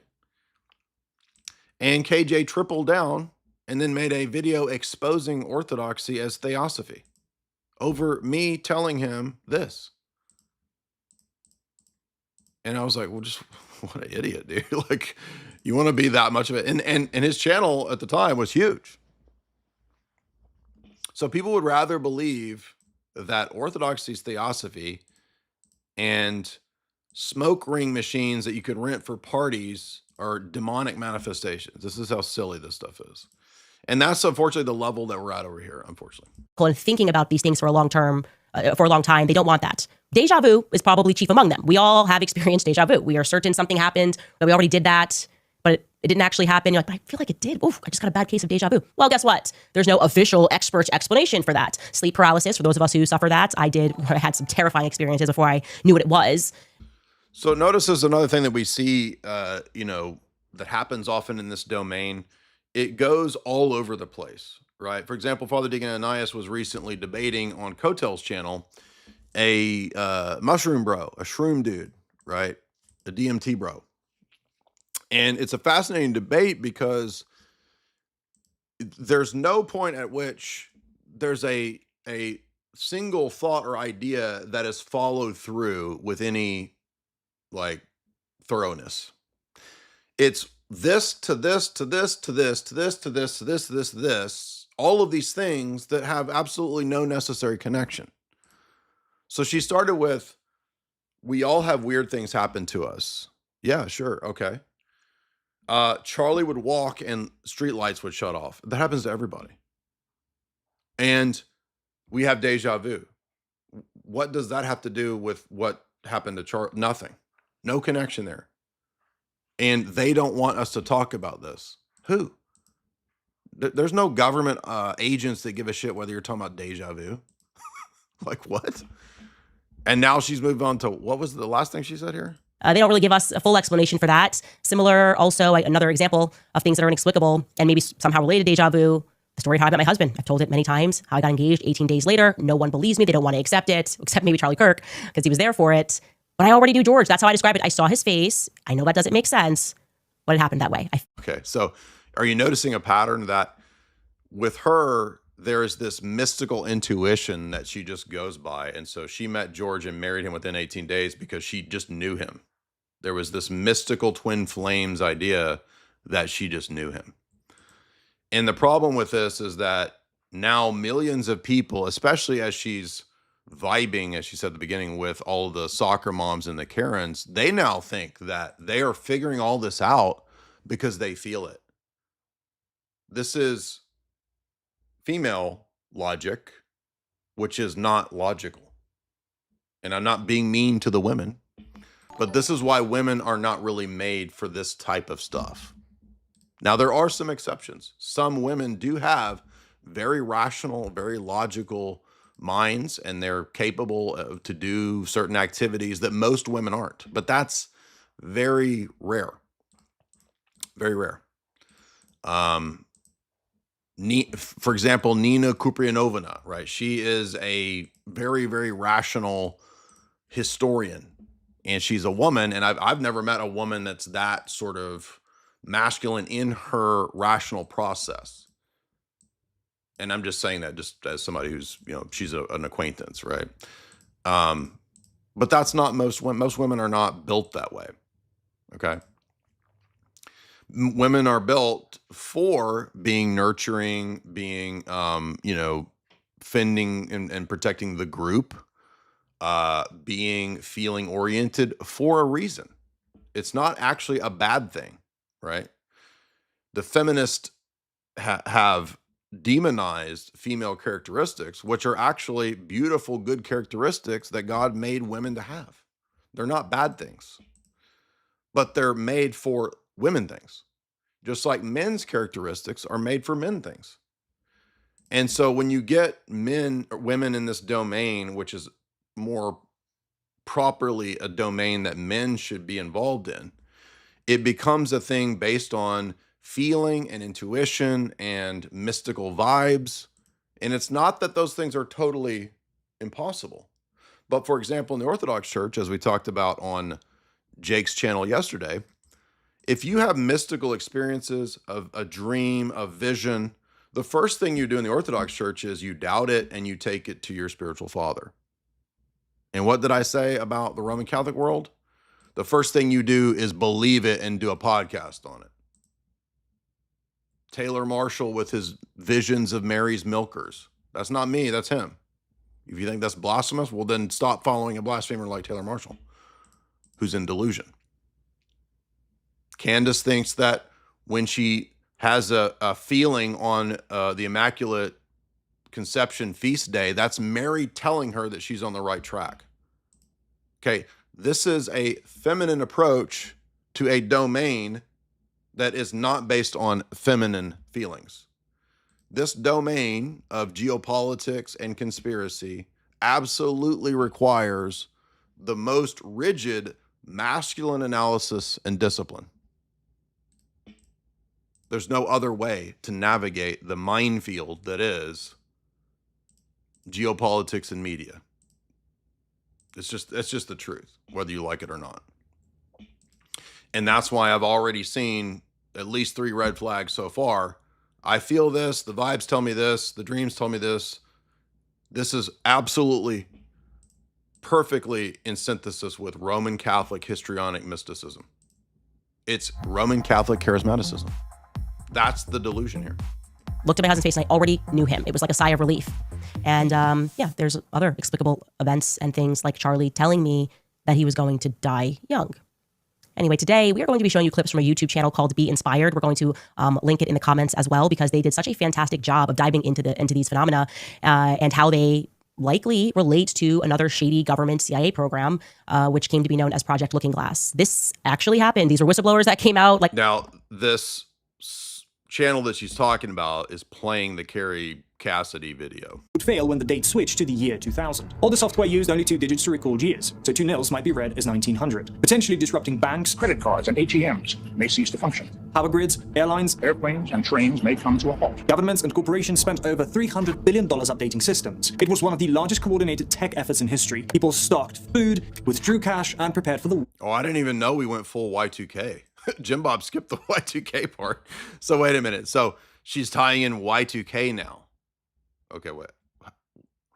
Let's go back because now I got to see what the heck Y2K has to do with Charlie Kirk. This is so schizo, dude. This is so crazy, you guys. I mean, I feel so sorry for you guys believing this nonsense. Rachel, did you want to say something before we go full schizo? You want to unmute? Yeah, sorry about that. I had earbuds in and they were trying to connect or something. I was just wanting to chime in a little because I was also in one of these programs in the 80s and early 90s. In Michigan, it was called the PEP program. Mm-hmm. So I was doing like long division and sentence diagrams and stuff in first grade and, some pretty advanced stuff. When I got to high school, I got a perfect score on the MEP test, which is like Michigan's educational assessment program. I was one of like 11 kids who did that in the whole state, and they made all of us sit down and retake the test with someone standing over our shoulder to make sure we couldn't cheat. And I did it again. So I got a full ride scholarship to school, which I never used because I just wanted to have a family and stuff instead. All that just to say it's kind of gay. Like, who cares, right? You mean you weren't put into hold on, Rachel, you're saying you weren't put into a pod and linked up to the Matrix and given LSD doses and ketamine to create the alters that would control you? No. Okay. No, but I do think that part of the point of those, because like they sent me to do like, I won like a statewide trivia contest.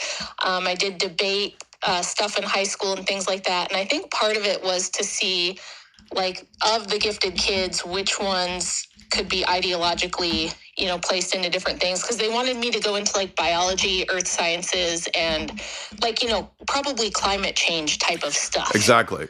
When I was in the I had teachers that were pushing really hard to get me to go in that direction. Yeah. So I think it was because like the trivia competition I won had nothing to do with this. And I won a whole statewide trivia thing in 8th grade. I was like, oh, what am I going to get? Like a car, like an exciting trip somewhere? Because it was on the news. It was this big deal. Guess what I got? I got an Earth squishy ball, like a stress ball that was like the planet Earth, and like a little pencil for Earth Day. And they just turned it into like this Earth Day propaganda thing. So when I was in the gay program, they were pushing a lot of UNESCO stuff. So the real conspiracy of the gay program was to brainwash future potential leader people into believing UNESCO New Agey type stuff. I wasn't strapped down. Nobody touched my butt. Nothing like that happened. But there was a lot of promotion of the idea of multiculturalism, earth worship type stuff. That was absolutely part of the California gay program. Yeah, that's kind of what my experience was too. And I think I have the same Candace people freaking out on me. So does Andrew, where it's like, I used to love you guys and I used to watch everything that you did, but the fact that you just can't see that Candace is speaking the truth, and they just go schizo.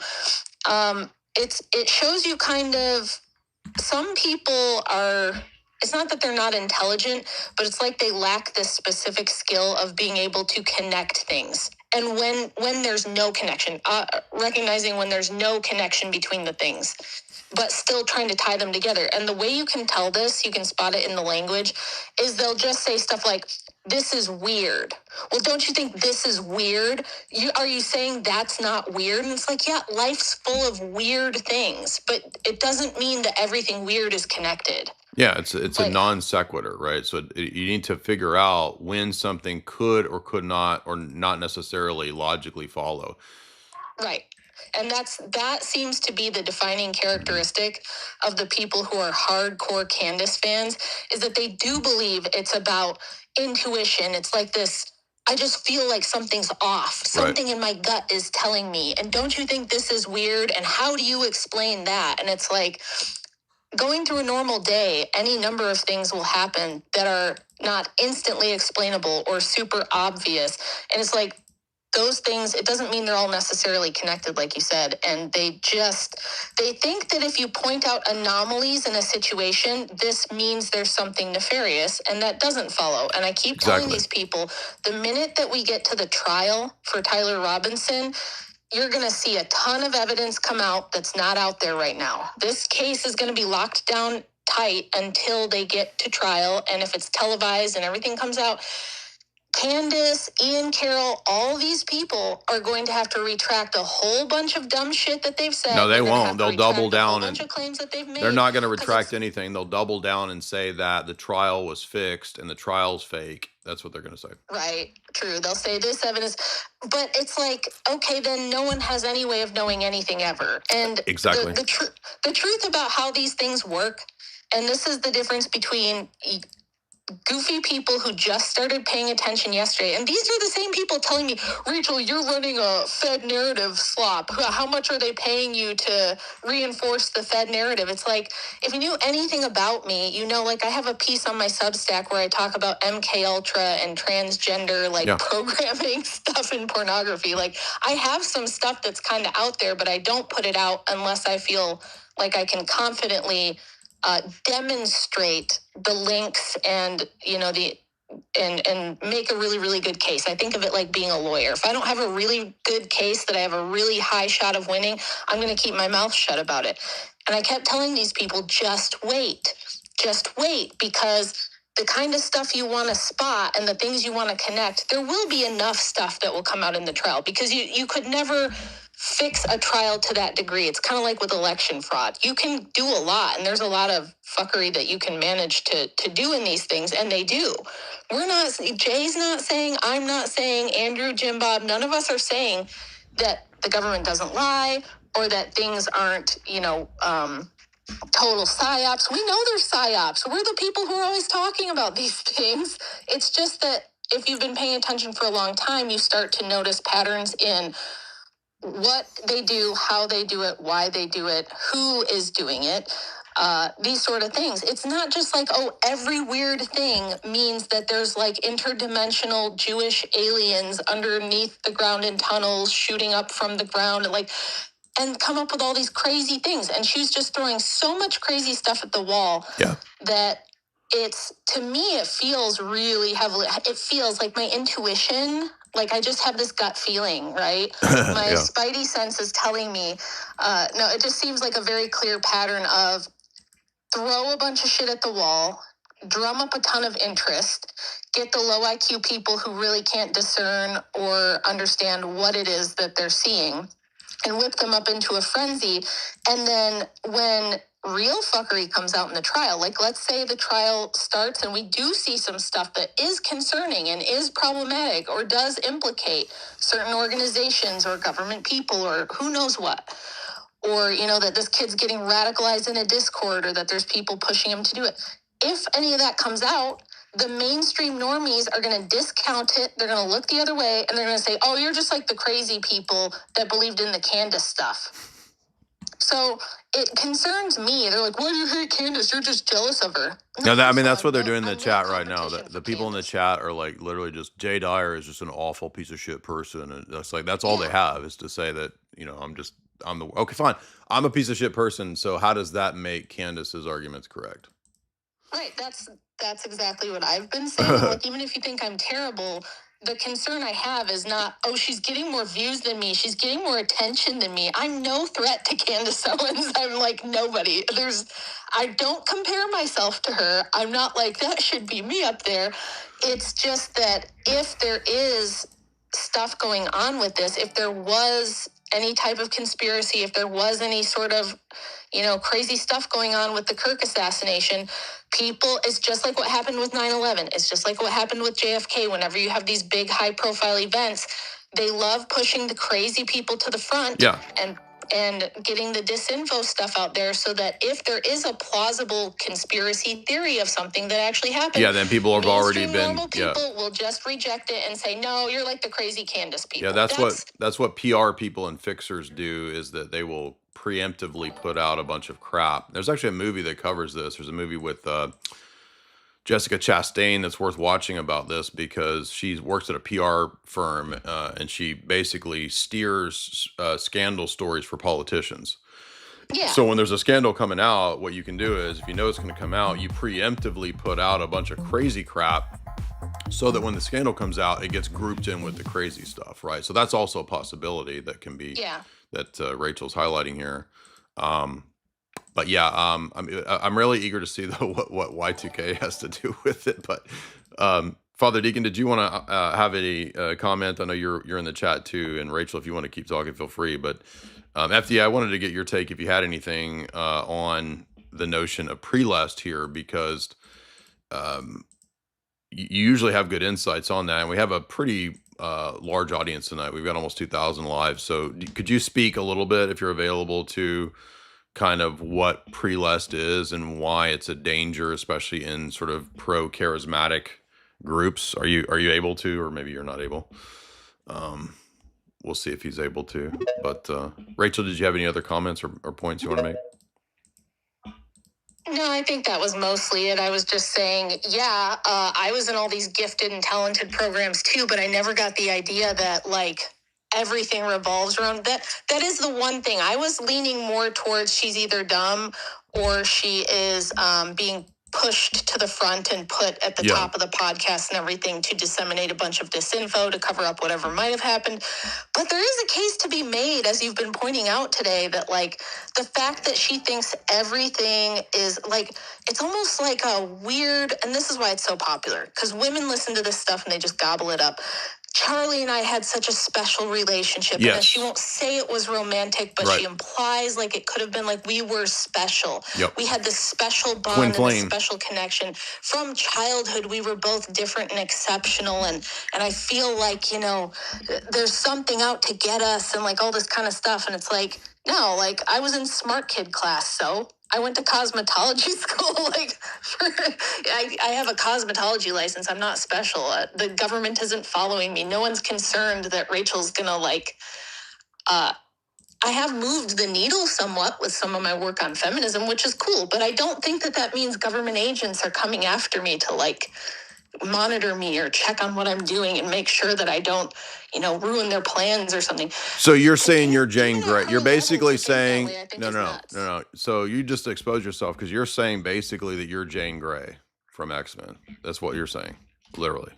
Yeah, basically. My psychic mind meld powers, Andrew and I, actually, that's what the crucible really means. If you look at the symbolism really closely, the fact that the logo is red and the shape of the letter C and the crucible and the TikTok invasions, you know what I mean? Invasions, like we're invading your mind. We're using our psychic mind meld powers. That's why there's all this controversy as to, you know, there's all these theories like Rachel and Andrew aren't really married or they pretend to be married. There's like all these crazy conspiracy theories about us. It's because we're using our psychic mind meld powers through the crucible to control people.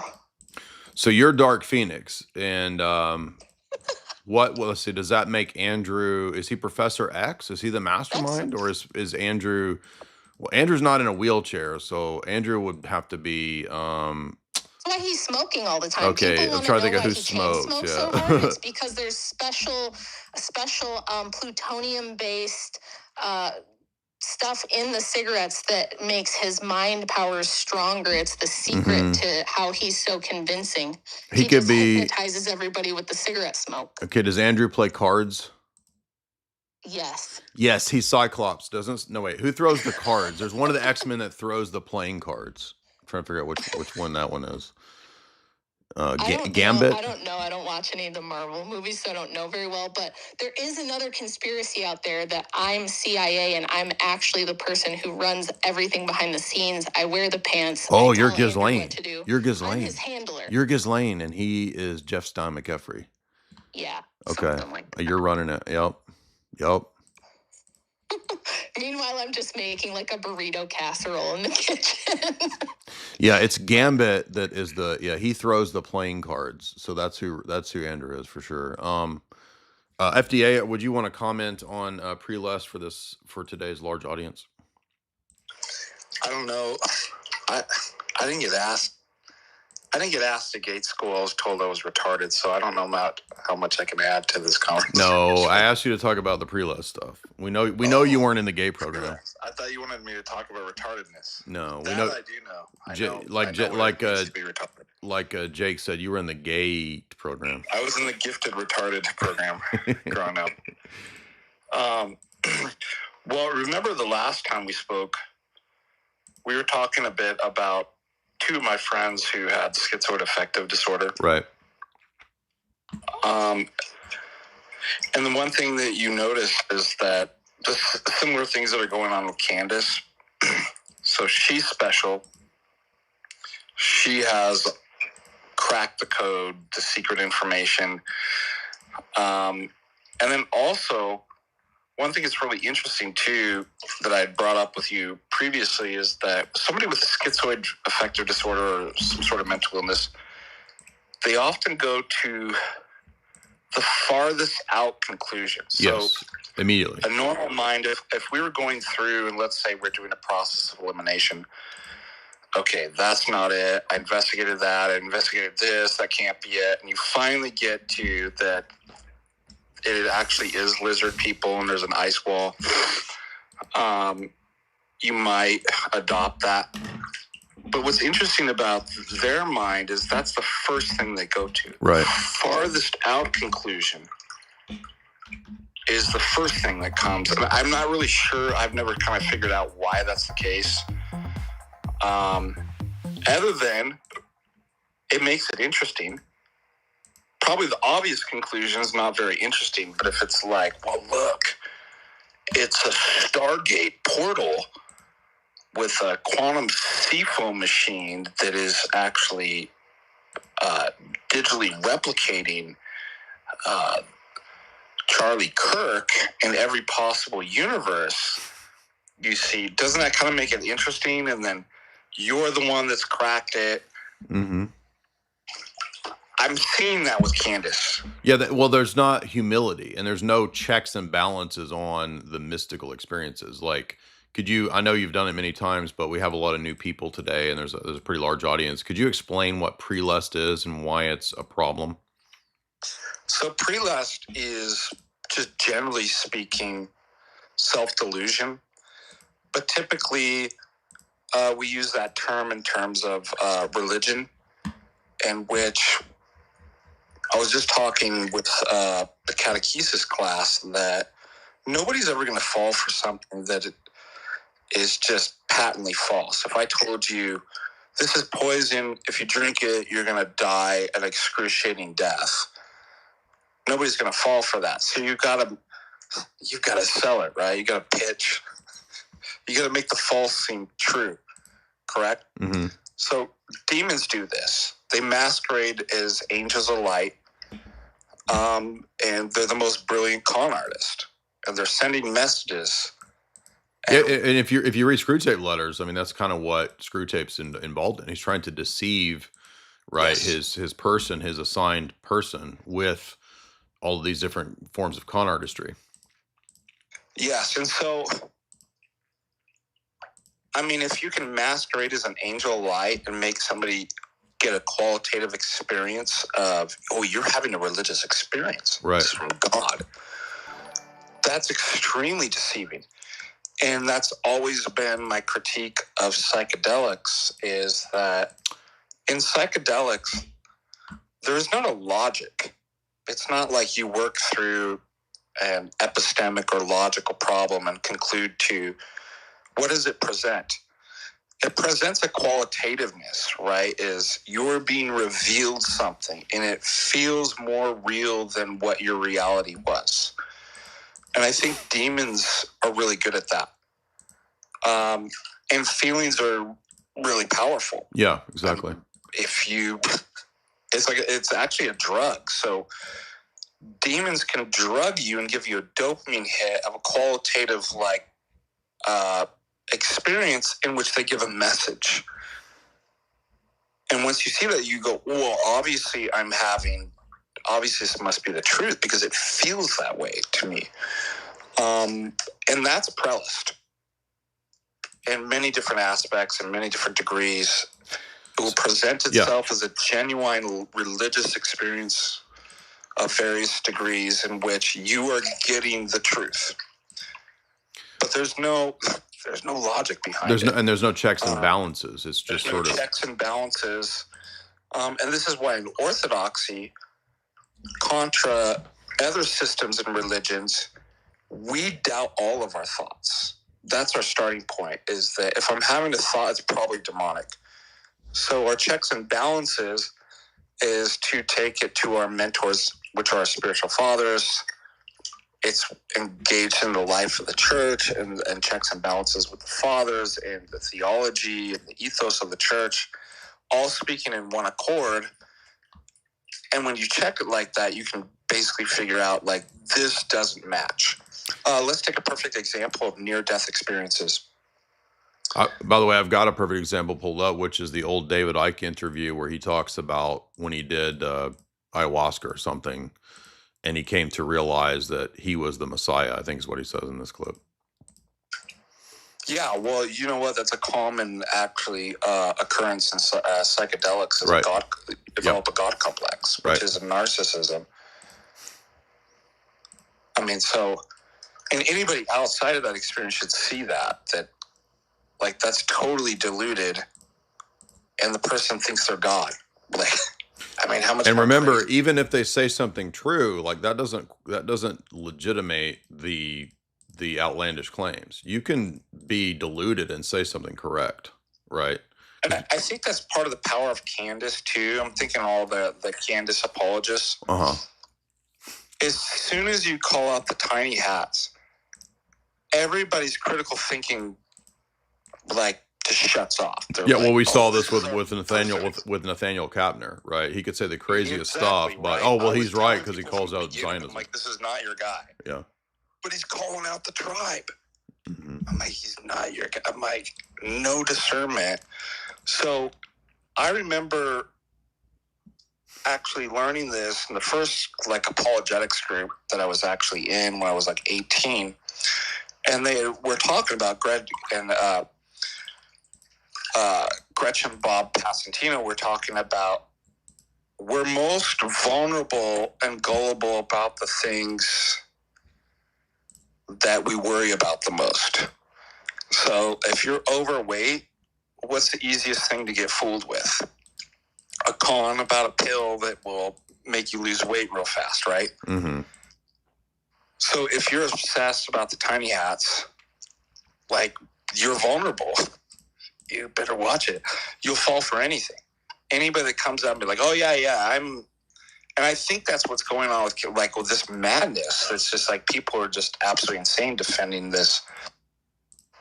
What she's saying is because of that exact thing that I'm talking about. All right, we'll go to the guy waiting. Hold on just a second, Jay. But let's get an example of this. I think this is the right clip because I remember the old David ICKE clips when he first was sort of had his revelation and was putting his message out on British TV. And in one of the clips, I'm pretty sure he claims that he's the Messiah. But even if he doesn't, it's still total delusion. Will crumble and that Londonderry will be engulfed by a tidal wave. He has been ridiculed by the media, but he is still convinced that his message can heal the world. At the moment, he's on a speaking tour of Britain, and he's with us tonight. Would you please welcome David ICKE? Thank you. Thanks, Joe. Now, David.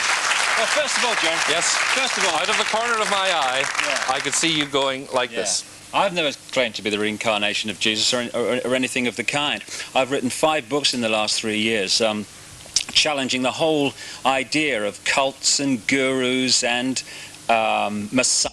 Okay, I'm looking for the original interview where he's wearing the tracksuit because he does claim something really wild. I'm trying to. That's the one. That's really Go ahead. smart. If you're going to claim to be a guru, then actually tell people and criticize. I never claimed to be a guru, and gurus are bad. Yeah, right. That's actually a really smart move, isn't it? Okay, here it is. It's the David Wogan interview. This is it. Where he's Far in a more serious tracksuit. than mere ecological disaster. According to his book, The Truth Vibrations, the world as we know it is about to end. David Icke. So notice it begins with eschatology, end time, sensationalism. Necessarily going to end. Yeah. I would say a common thing among them all is Gnosticism and esotericism. Yeah, well, that's David Icke, absolutely. And Candace is moving in the Gnostic direction, too. Yeah. But the Earth is going to go through a series of geological changes that are necessary to make sure it doesn't end. That's the point. Yeah. Did I see you say that turquoise is the color? What's turquoise going to do? Well, there is an energy that comes from a being called the Godhead, which is, I mean, we talk about God. The Godhead is not a guy with a beard sitting on a cloud. It is a massive spirit, the basis of all creation. And coming out from this Godhead, round all creation, through all the stars, through all the planets and everything else, is the life force known as the light. I mean, the Bible refers So the life force and the light of the God Spirit is turquoise. to the light. And within this light are various other energies which have certain gifts. And these other energies have a frequency that is the same as all the colors. And turquoise actually is the same frequency as an energy called love and wisdom. Therefore, when you wear that color, you attract it. When you So it's turquoise is love and wisdom.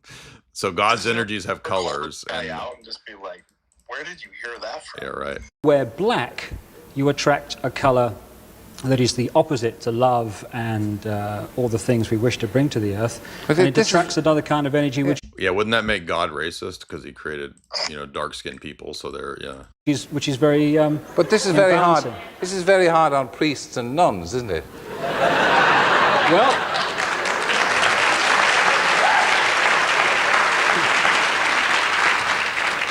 maybe that's a sign that maybe all the truth is not in the hands of the traditional church that has been with us over all these thousands So Gnostic right there. of years. Well, now, let me get this story right. The press claim that you claim to be the Son of God. Mhm. Is that true? Yes, you see, the thing is that it's quite funny, really. 2,000 years ago, had a guy called Jesus sat here and said these same things, you would still be laughing. It's really, really funny that we've not really moved on that much. Of course, Jesus doesn't say anything like this, so that's total nonsense.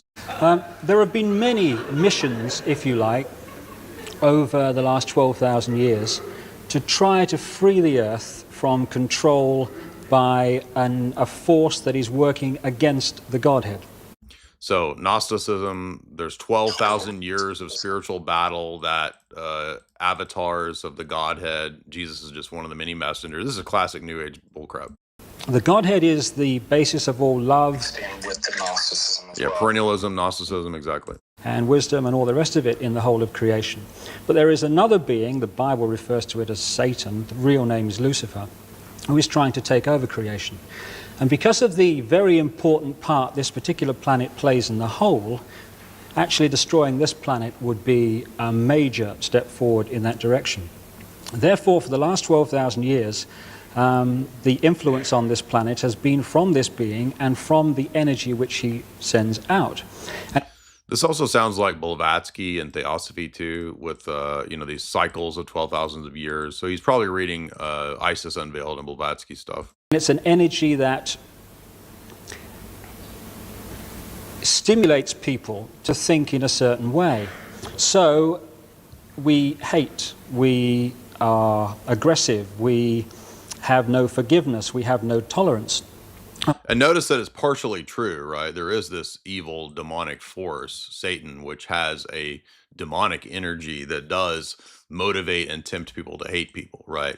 But it's mixed in with all this Gnostic nonsense. And I ask the audience this, when you survey the world today, when a child dies in this world of preventable disease every 2 seconds, when the economic system of the world must destroy the earth simply for that system to survive, when you see all the wars and when you see all the pain and when you see all the suffering, is it a force of love and wisdom and tolerance that is in control of this planet? Or is it a force that wishes to bring about the very hate, the very aggression, the very suffering? Because the key thing to get over, Terry, is this.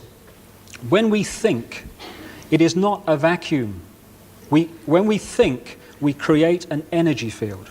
This is how telepathy works. An energy field leaves one being and other beings can tune into it and read that thought. I'm going to skip ahead because I want to get to the part where he talks about his ayahuasca trip. At 38. Well, I think the word is gobsmacked. But again, you know, the best way of removing negativity is to laugh and be joyous. So I'm delighted that there's so much laughter in the audience tonight. But no, it's but just let me say this. They're laughing at you. They're not laughing with you. Fine.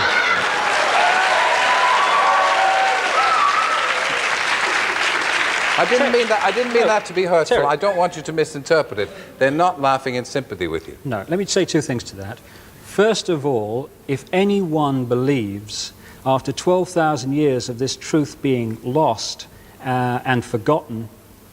So, for 12,000 years, the great secret message has been lost. It was forgotten, and David Icke has recovered it. And how did he recover it? Well, it turns out it was a Peru. We're going to find out where he went. I forget where. That coming out with it initially is going to get any kind of reaction other than that one or condemnation, then I would be a crackpot if I thought that was the case. The other thing is, there is this great illusion, you know, that Jesus was born and stood up and said, I know who I am.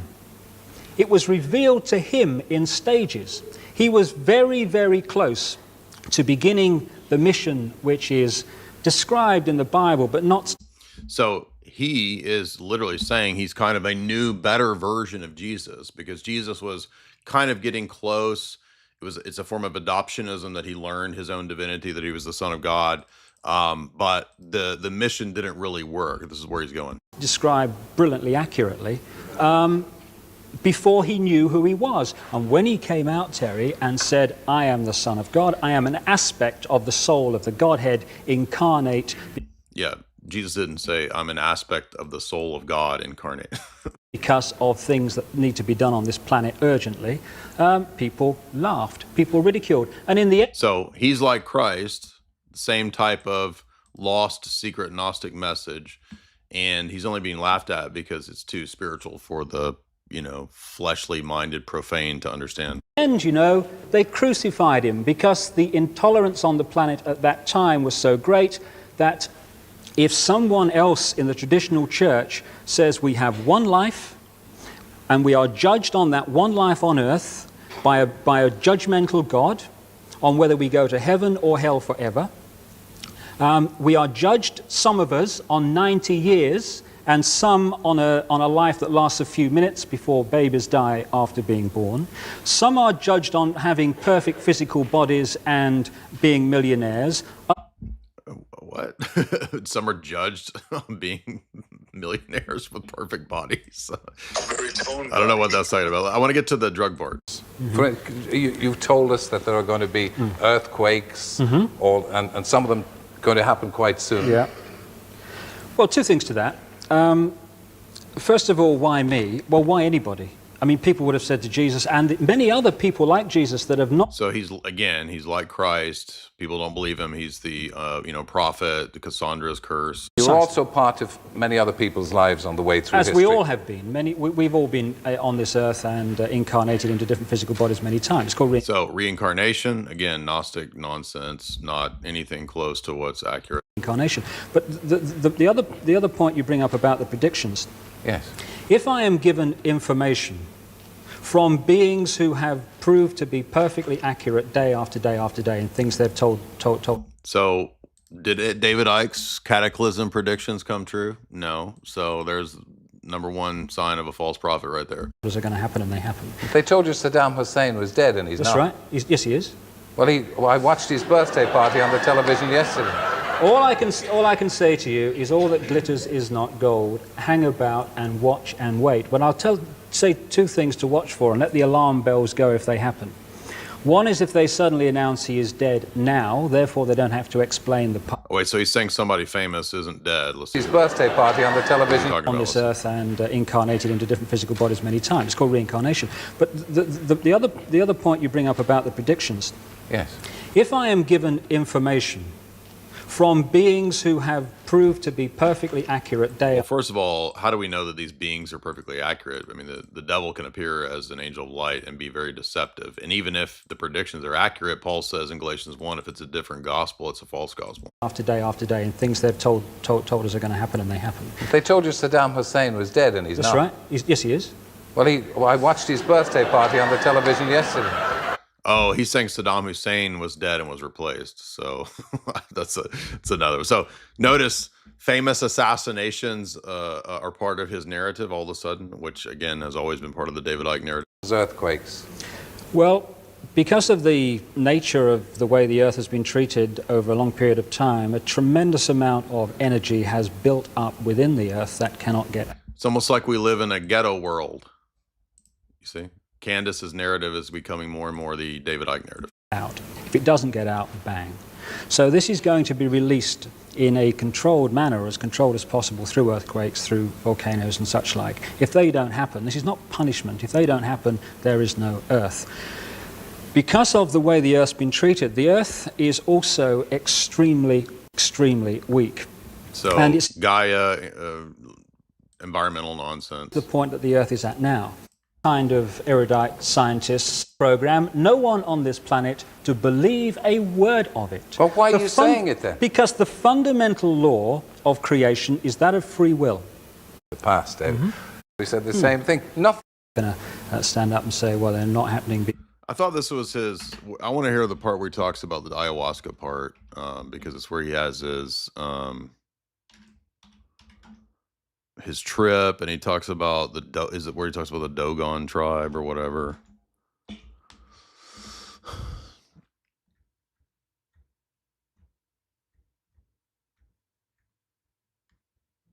Does anybody know what the interview is called where he talks about his revelation, where he saw the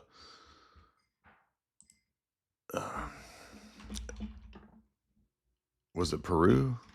He went somewhere and he had an ayahuasca or something trip, right?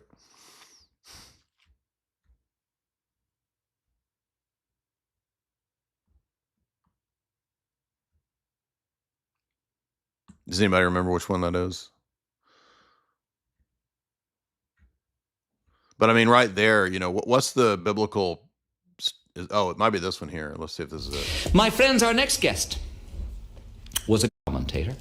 He was then counting things that the world, the planet as we know it, is destined to be destroyed in the near future unless we, all of us, all the peoples of the planet, change their ways and get into line with the natural environment and start protecting. You do claim to be the Son of God, David? Yeah, let's get it right. We're all the children of God. We're all created by God. We're created by the thoughts of God. When we think, we create an energy field. When we think... So he doesn't deny, but he thinks that there's many avatars. So he later said, no, I never said I was the Son of God, which is not true. He did say it. Destroys the very life force of creation, which comes from the being some call God. The name I'm given is the Godhead. Now, if we can create by thought, what can the Godhead do? This master spirit. But some people come to earth, Jesus was one, there were many more before him, who are actually part of the soul of the Godhead. You and the Father are one? We're all one with the Father. No, that's God in that way. Well... But are you special? No one's special. But have you been singled out? The message that comes across all the time is the Godhead loves all of us as if there was only one of us. No one is special. But there are certain people...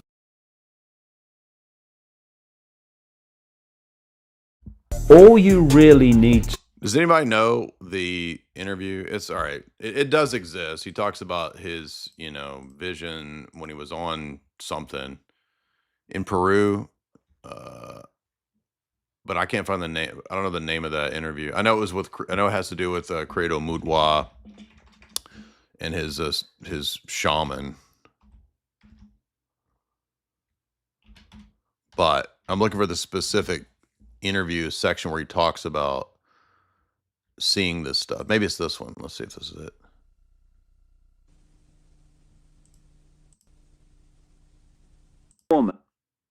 And hello, and welcome to Africa, this enormous and astonishing continent.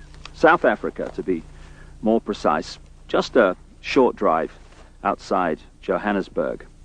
And I'm here to talk to a remarkable man, Credo Mutwa. When I first came to South Africa about 18 months ago, within 2 or 3 days, I was introduced to Credo Mutwa. I'd never heard of him at the time, but from the Why is he wearing dark colors? I mean, shouldn't he be wearing turquoise? moment I met him, I didn't stop listening and he didn't stop talking for at least 5 hours. And within the first few minutes, I realized I wasn't just in the presence here of a man of great knowledge, and he's certainly that. I was in the presence of a genius, a unique human being. And Credo Mutwa is some dumb black African scammer. It's like the greatest because mind. it means absolute garbage, as I have the enormous privilege of hearing this man talk. His sons of the gods, plural, interbreeding with the daughters of men to create the king leaders and a knowledge This is that he is Nephilim about. nonsense. Where is he talking about his acid trip? Anyway, it does exist. I just can't find it. None of y'all in the chat know what I'm talking about. Y'all can't find it either. Anyway, we'll go back to this. Fear into us. Anyway, let's jump right into this clip. Let's start with Y2K. In the final months of 1999, there was a global concern that computer systems would fail when the date switched to the year 2000. All the software used only 2 digits to record years, so 2 nils might be read as 1900, potentially disrupting banks, Credit cards and ATMs may cease to function. power grids, airlines, Airplanes and trains may come to a halt. governments and corporations spent over $300 billion. By the way, speaking of fake conspiracies, I believed Y2K. I bought into that because I was first getting into conspiracy stuff in Y2K. I read a bunch of Tex Mars books, and I was like, "Oh man, that everything's going to collapse and crash, and the computer's not going to work, and oh no!" And of course, nothing happened. But yeah, I fell for Y2K at the time, but I was like 18. So what do you expect? Updating systems. It was one of the largest coordinated tech efforts in history. People stocked food, withdrew cash, and prepared for the worst. But when midnight came, almost nothing happened. The systems held. I was the world 20, moved on. excuse Still, me. that global moment left an imprint. Some view it as a psychological turning point, the end of the analog age and the quiet beginning of a fully digital world. From that point on, life accelerated. Culture, communication, and consciousness shifted onto screens, fast, constant, and increasingly disconnected from physical time. Some researchers believe Y2K wasn't about a bug at all, but a kind of global psychological reset, a ritual of fear, distraction, and silence. The code may not have It was literally just nothing. It was nothing at all. crashed, but something else may have been triggered, our perception of time and reality. After something strange started happening online, people began noticing memories that didn't match reality. The most famous? The Berenstain Bears. Millions remember it as So Berenstain. she went full Mandela effect. Okay.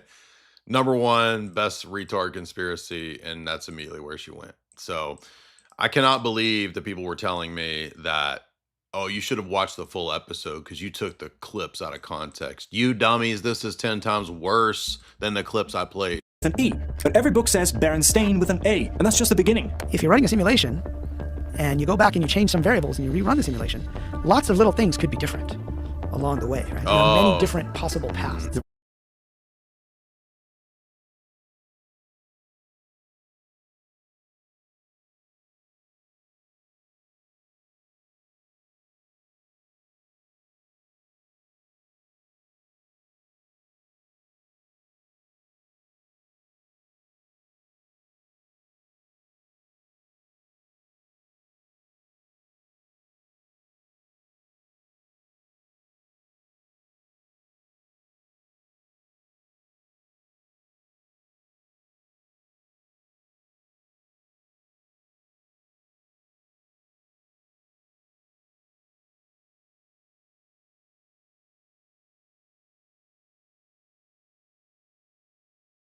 I just heard a crazy trip report from none other than David Icke himself. After taking ayahuasca, he said he heard a female voice speak to him, and it's probably safe to assume that this is the common entity people meet on ayahuasca, Mother Aya. He said it didn't feel like he was listening to his own thoughts in any shape or form, but rather that this was a foreign consciousness he was listening to. One of the things she said to him was that infinite love is the only truth, everything else is illusion. And then she continued by saying, if it vibrates, it's illusion. Mother Ayahuasca then told him she'd take him to where he came from, and just like that, he was transported to a place that he described as being beyond the realm of vibration. David Icke said that this place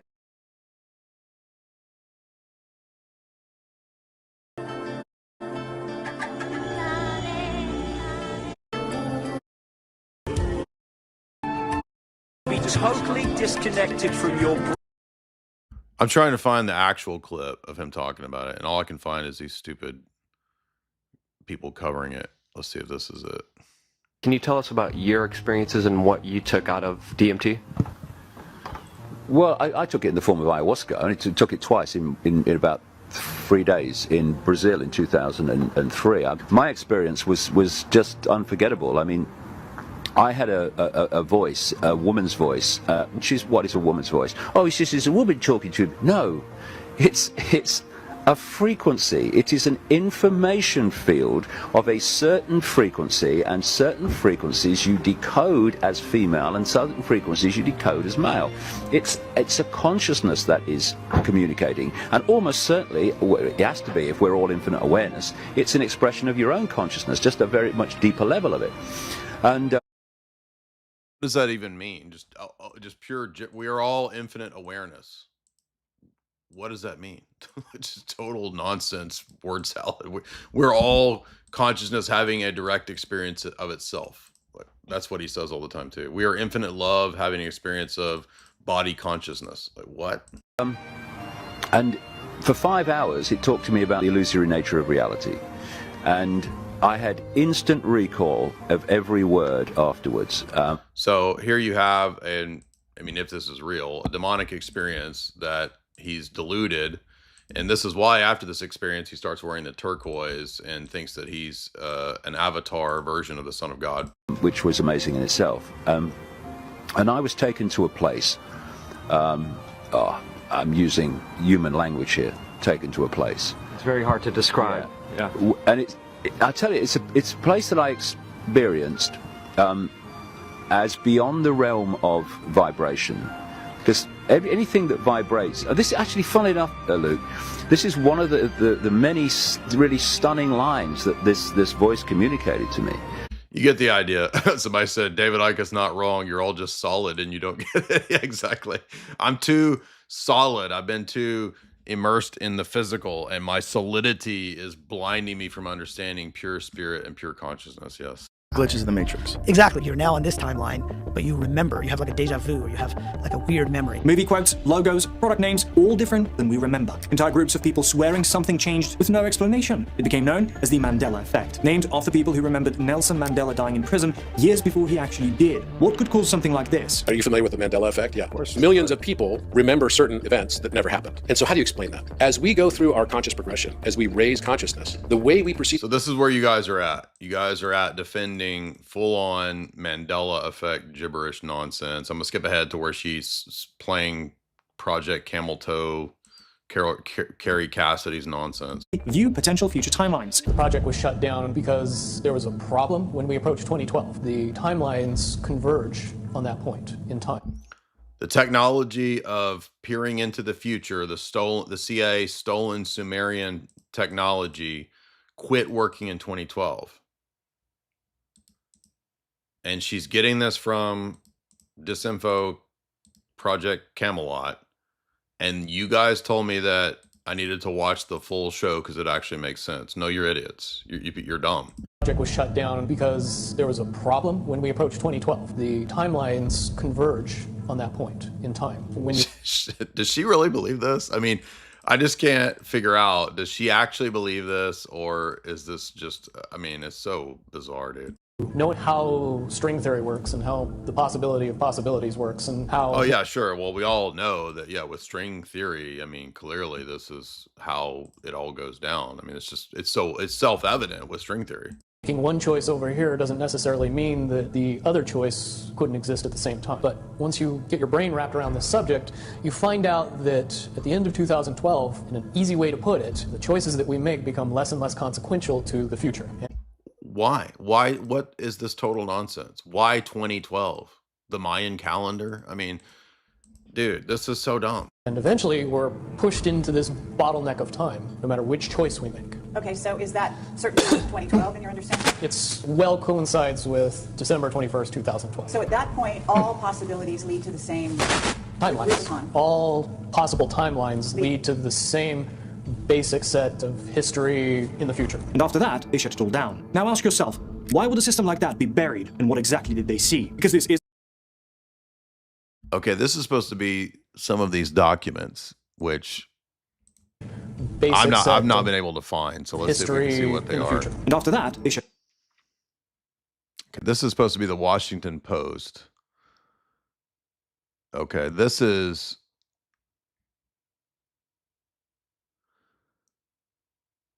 Oh, this is interesting because this article has nothing to do with what she's talking about, right? So she's playing this guy's video, Be Inspired, and it's an article from the Washington Post in 1981, which has nothing to do with a program about technology seeing into the future. It's about the Cold War, and it's using the phrase looking glass. It has nothing to do with the nonsense that she's spouting. But she knows that this audience of drunk wine moms and soccer moms is not actually going to go find the Washington Post article. But we will, and we will see. Is there actually anything in this article, anything close to what she's talking about?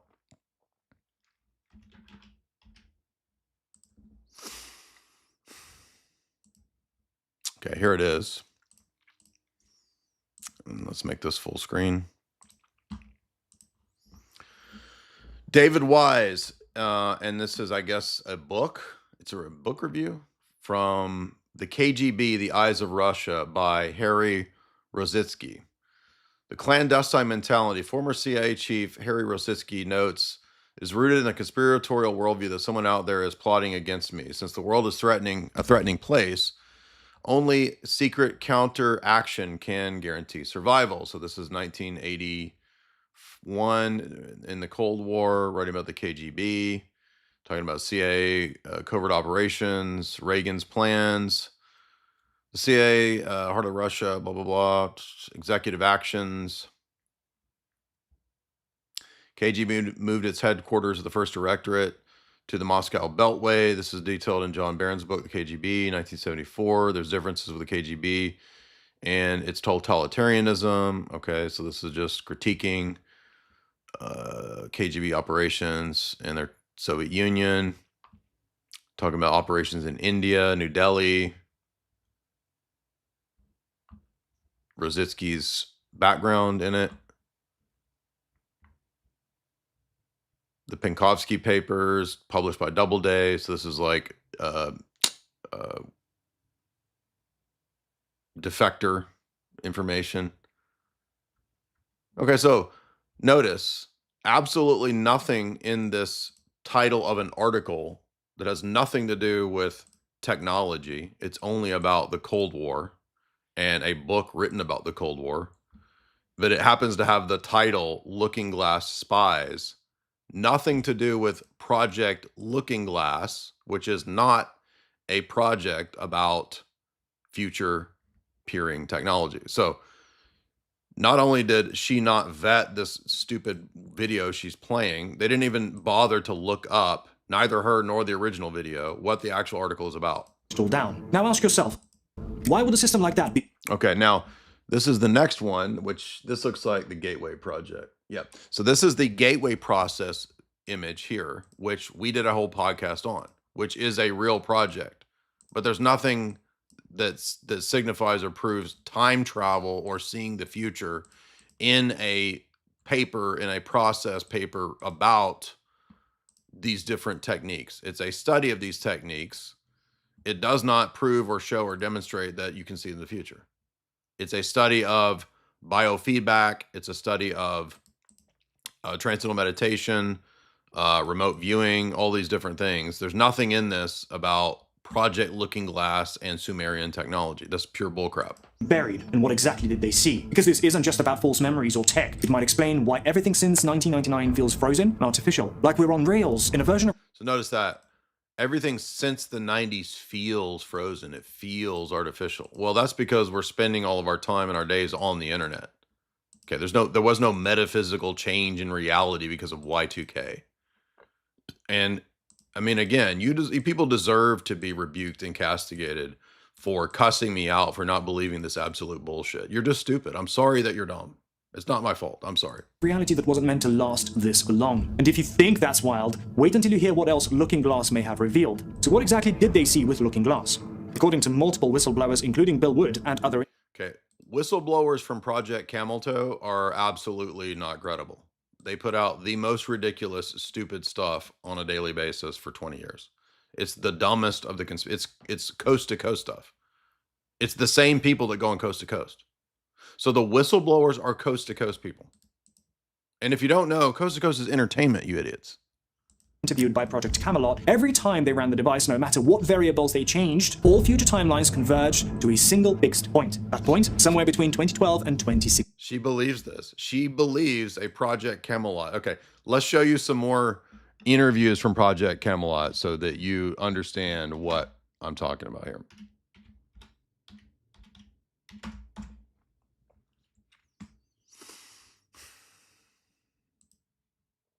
Project Camelot, 25 years of UFO secrets and whistleblowers. Okay. And her last upload was a squirrel that she found to be cute, by the way. Let's see. Jordan Maxwell. Of course, we have to go to Jordan Maxwell, the man who believes that he sees pterodactyls and Tyrannosaurus rexes walking around Los Angeles. I have found that even Judaism is not a BC religion. It did not exist in the BC, you know. So there was no Judaism back then. Doesn't exist. Let's see. Here's some of the stars here. Dr. Lynn Horowitz, loons, quacks, crackpots, Bill Deagle, Eric Von Daniken, Chariots of the Gods, guy known to have been exposed as a fraud. He was making his little fake saucers and whatnot. He bought them at like Mexican marts where they were selling trinkets, and he tried to say these were ancient alien artifacts.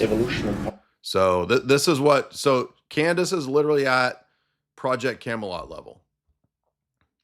And yeah, I interviewed Pharrell a long time ago, and since then I've not interviewed Pharrell. So unfortunately, Pharrell went in the full Camelot direction. So as you can see, it's a bunch of crackpots, loons, quacks. I mean, every now and then there's a couple.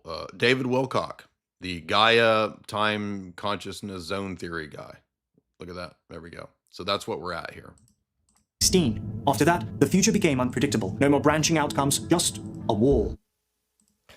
So it's super interesting that they couldn't see beyond 2012, or rather they could see beyond 2012, but maybe things became inevitable. That was backed up by the... Yeah, but they didn't see anything, Candace. It's not true. Okay, so let's move on to the next thing. Here's where she goes full Gnostic. In the room, while this device was being operated, their conscious thoughts impacted the device, okay? So just imagine this. What they were thinking in the moment was change. So no vetting of the person in this interview, no questioning of, is this actually a credible person? Again, this is just like Tom DeLonge talking about UFOs, and the generals recruited him to disseminate the disclosure information. This is Spielberg stuff. This is not reality. Future outcomes. Thoughts influenced future outcomes. That piece is super relevant to what we're going to discuss. And obviously that's pretty reminiscent of one of the themes of The Matrix. I just am going to assume everybody's seen that movie. If not, you should watch it because it was way ahead of its time.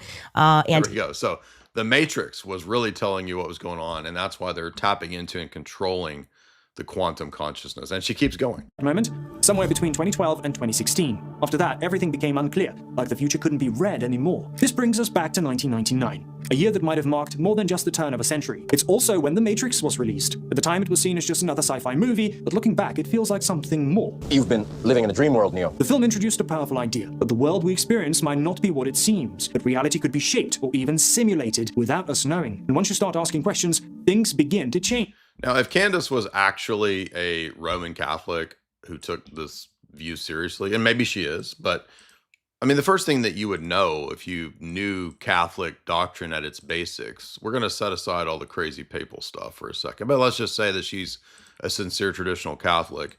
Any basically catechized Roman Catholic traditionalist would know that the Matrix is Gnostic. So, I mean, why does she not at least say, look, you know, the Matrix was an interesting, insightful film, but it's totally Gnostic. That idea resonates deeply with what many have felt since the early 2000s. The time feels different, but the future doesn't feel open the way it once did. Feel. Nothing about evidence, fact, objective argumentation. How does it feel? What are the vibes? What's my intuition? It's like things are repeating themselves, the same cycles, the same events, showing up again and again. Some people even report seeing repeating numbers everywhere, like 1111, 222, 444, almost. So now we're going full schizo with gematria nonsense. And just like Jim Bob said, like this is like one step away from gematria, schizo, scammer, online nonsense. And we've all seen the gematria tards going around. Remember the Marty Leeds debates from years ago? Remember I don't even know the names of the other more recent goofballs it's just insane. There's nothing coherent. You can't actually demonstrate it because the numbers are all interpreted in the way that works to fit the system. In any counterfactual evidence of, well, wait a minute. I mean, I looked at the clock the other day and it said 11:13. No, it only matters when you look at the clock and it says 11:11, right? Oh, whoa, dude. Synchronicity, bro. It doesn't mean anything.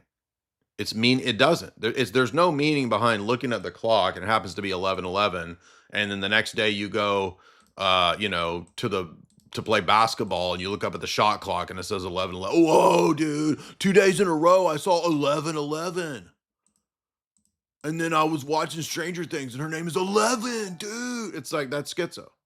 There's no logical connection, no necessary connection between those things. It's a non sequitur.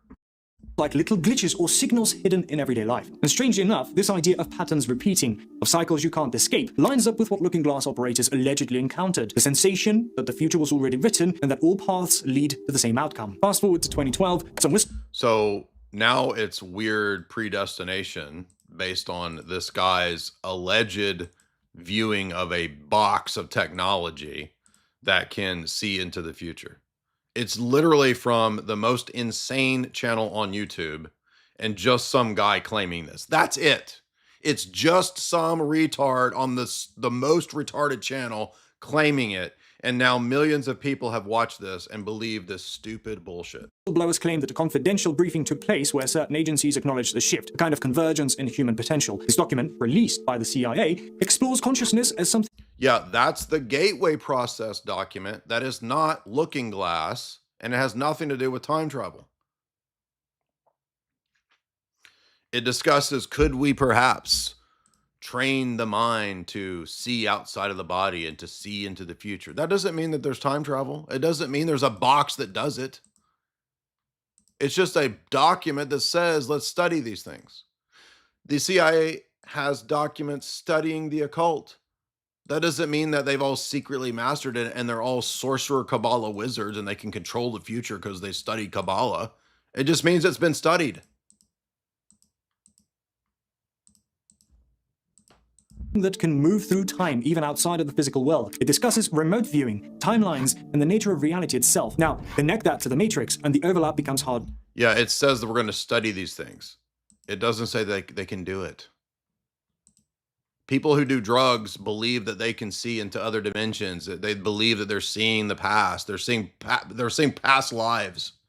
It doesn't mean you're actually seeing it. It means you're on a drug. Ignore. Maybe it wasn't just a movie. Maybe it was the first time the system gave us a glimpse behind the curtain. And if that's the case, what else have we been shown without realizing it?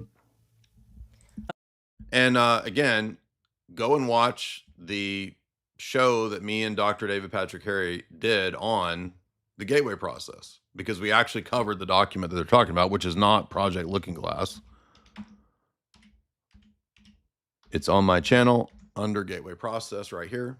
Occult government. He said, and we look at what's real in the document, what's not real in the document, what they were able to supposedly do and not do. And you should also watch the documentary where they discuss why the project was no longer funded. And they had all these weird quacks running it, like Andrea Puharich. I think it's this documentary right here.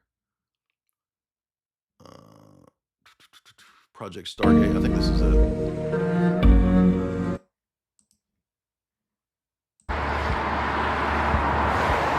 Red, yellow, white, bluish. And if I'm going from memory because it was 3 years ago when I watched this documentary, but I think if you watch it, you'll notice what they basically come to is the conclusion that there were a couple things that they were able to do. Like a couple of the remote viewing experiments worked, but it was not reliable enough and nothing was actually achieved to where it was worth continuing to fund this and to put any information into. So in other words, imagine that you're the military. Are you going to spend and waste your valuable resources and men and agents with unreliable mystical practices to see into the enemy's base with remote viewing? Or are you going to put the money into actual verifiable tech, which can actually see through walls, like microwave technology or something like that, right? It just does, it's not logically, rationally feasible to put all the emphasis into this kooky stuff. And that's exactly why it didn't get funded and why it was supposedly shut down. Oh, but you don't know if it's really shut down. Well, okay, if I don't know and we don't know, then we can't come to the conclusion that they really have the tech and that they can really do this. Thank you. Thank you for admitting my point. If we don't actually know, then you don't know. And you can't go by vibes for this stuff.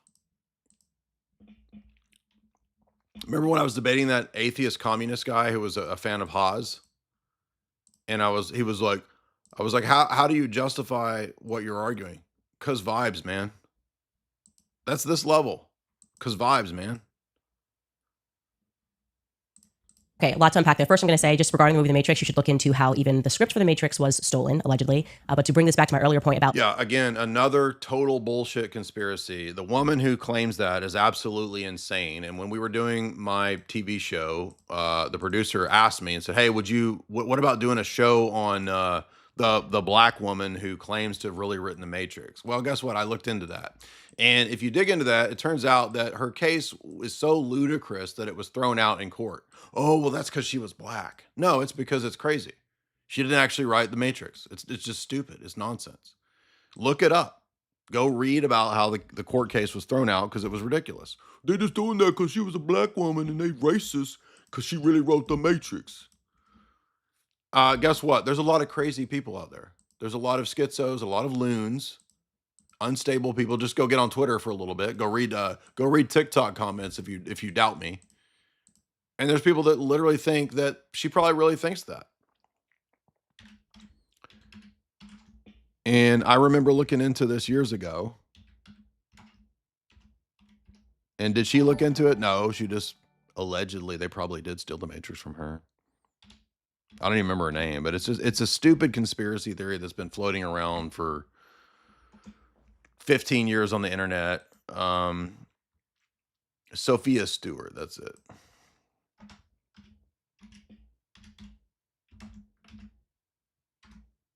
This crazy black woman who claims that she created the Matrix story, and that now I'm not saying the Wachowskis aren't crazy. So when you go to court, and when I went to court, I was suing for money and damages. I didn't have to prove I was the owner of the Matrix and Terminator. All I had to do was put in 90. Oh, it's also the Terminator. It's not. She didn't just write the Matrix. This queen over here also wrote a Terminator, okay? And she was suing for that money.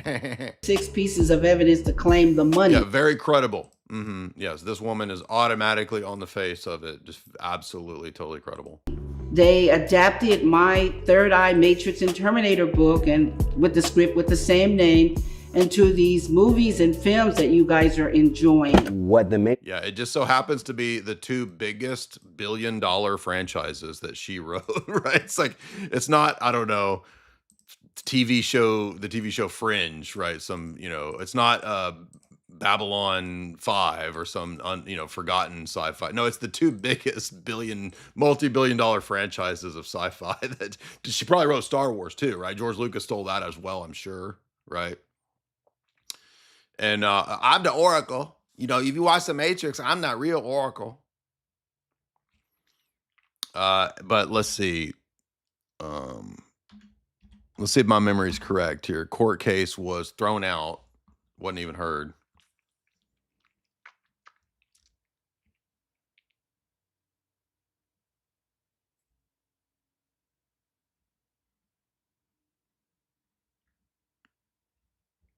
Oh, here's the actual court case right here.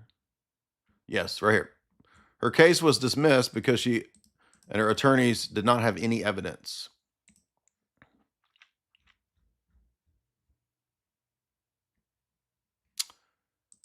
Yeah, I forgot about Frank Dukes was another one of these Hollywood wannabe con men people.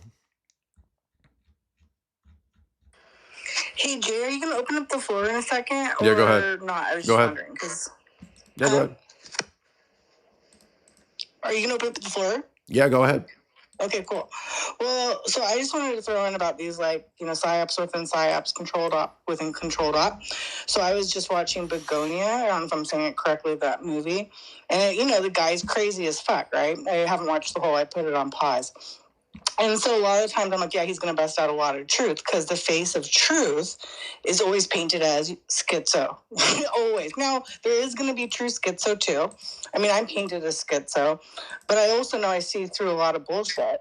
And so, every time a psyop goes down, I feel lonely as fuck, because I realize how many people are still programmed, even within the quote-unquote truthing community. And you have hyperbolic sensationalism that normally affects the low-intelligent folks. And so that's when, these, you want to talk fake conspiracies come up. And they generally are very sensationalized and, sort of like a soap opera. So, I don't know. I look at these things, it's kind of up my alley, so that's why I wanted to get in here, because I pay attention to psyops within psyops, because that's where I'm at in the rabbit hole. And people, I was on one of these sites, group chats a couple days ago, and I said, dude, I wouldn't be surprised if all these are LLM models, seriously, beta testing. And the guy made fun of me, going, yeah, you're next level crazy. I go, well, 10 years ago I would have been, but really that's not so far-fetched now. I mean, really, honestly. So, now with the deep fakes and all this shit. So you have to have discernment. And the thing is it was funny, because the guy was who was hosting this group on Twitter, it was some retarded neocon Goyslop person, and he's like, what, you think they make fake bots that are retarded Goyslop neocons? And I said, well, of course, that's the largest demographic, because all of that goes back to demographics. Narratives tie into the targeted audience, which are demographics. So some will be more Christian, or some will be somewhat Christian, or some will be Gnostic, some won't be so Gnostic. And so you can always I pay attention to talking points. So Thank you. Appreciate your comments. Let's see who's next. Uncomfortable. What's up?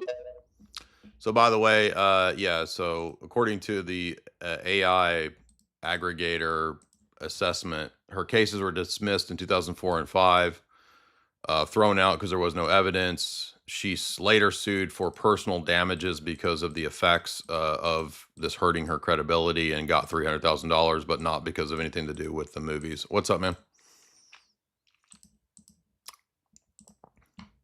Unmute. Okay. Yeah. No patience for any of this bullshit today. Agent, what's up? I'm at a 0 bullshit tolerance level today. So I was with Candace in the very beginning, I thought she brought up some really good points about Israel. It really seemed like they had a hand in it, and definitely felt like Charlie was betrayed by people, probably in his inner circle, as these things kind of go. But obviously, when she brought on Mitch Snow, I was like, this is a mirage, man. Yep. Total nonsense. Yeah. Appreciate you. Appreciate your comments. Thank you, Agent. If you want to call in, feel free, hit request to speak. So then she goes from the Matrix and time portals to the Macron stuff again, and then it's AI and and then the technocrats are coming for us, which is true. So she's mixing in the true stuff here. And then next, CERN. So now it's CERN as part of it. So let's go through the whole litany of coast to coast topics. Now we're on CERN and the God particle and all this nonsense, blah, blah, blah.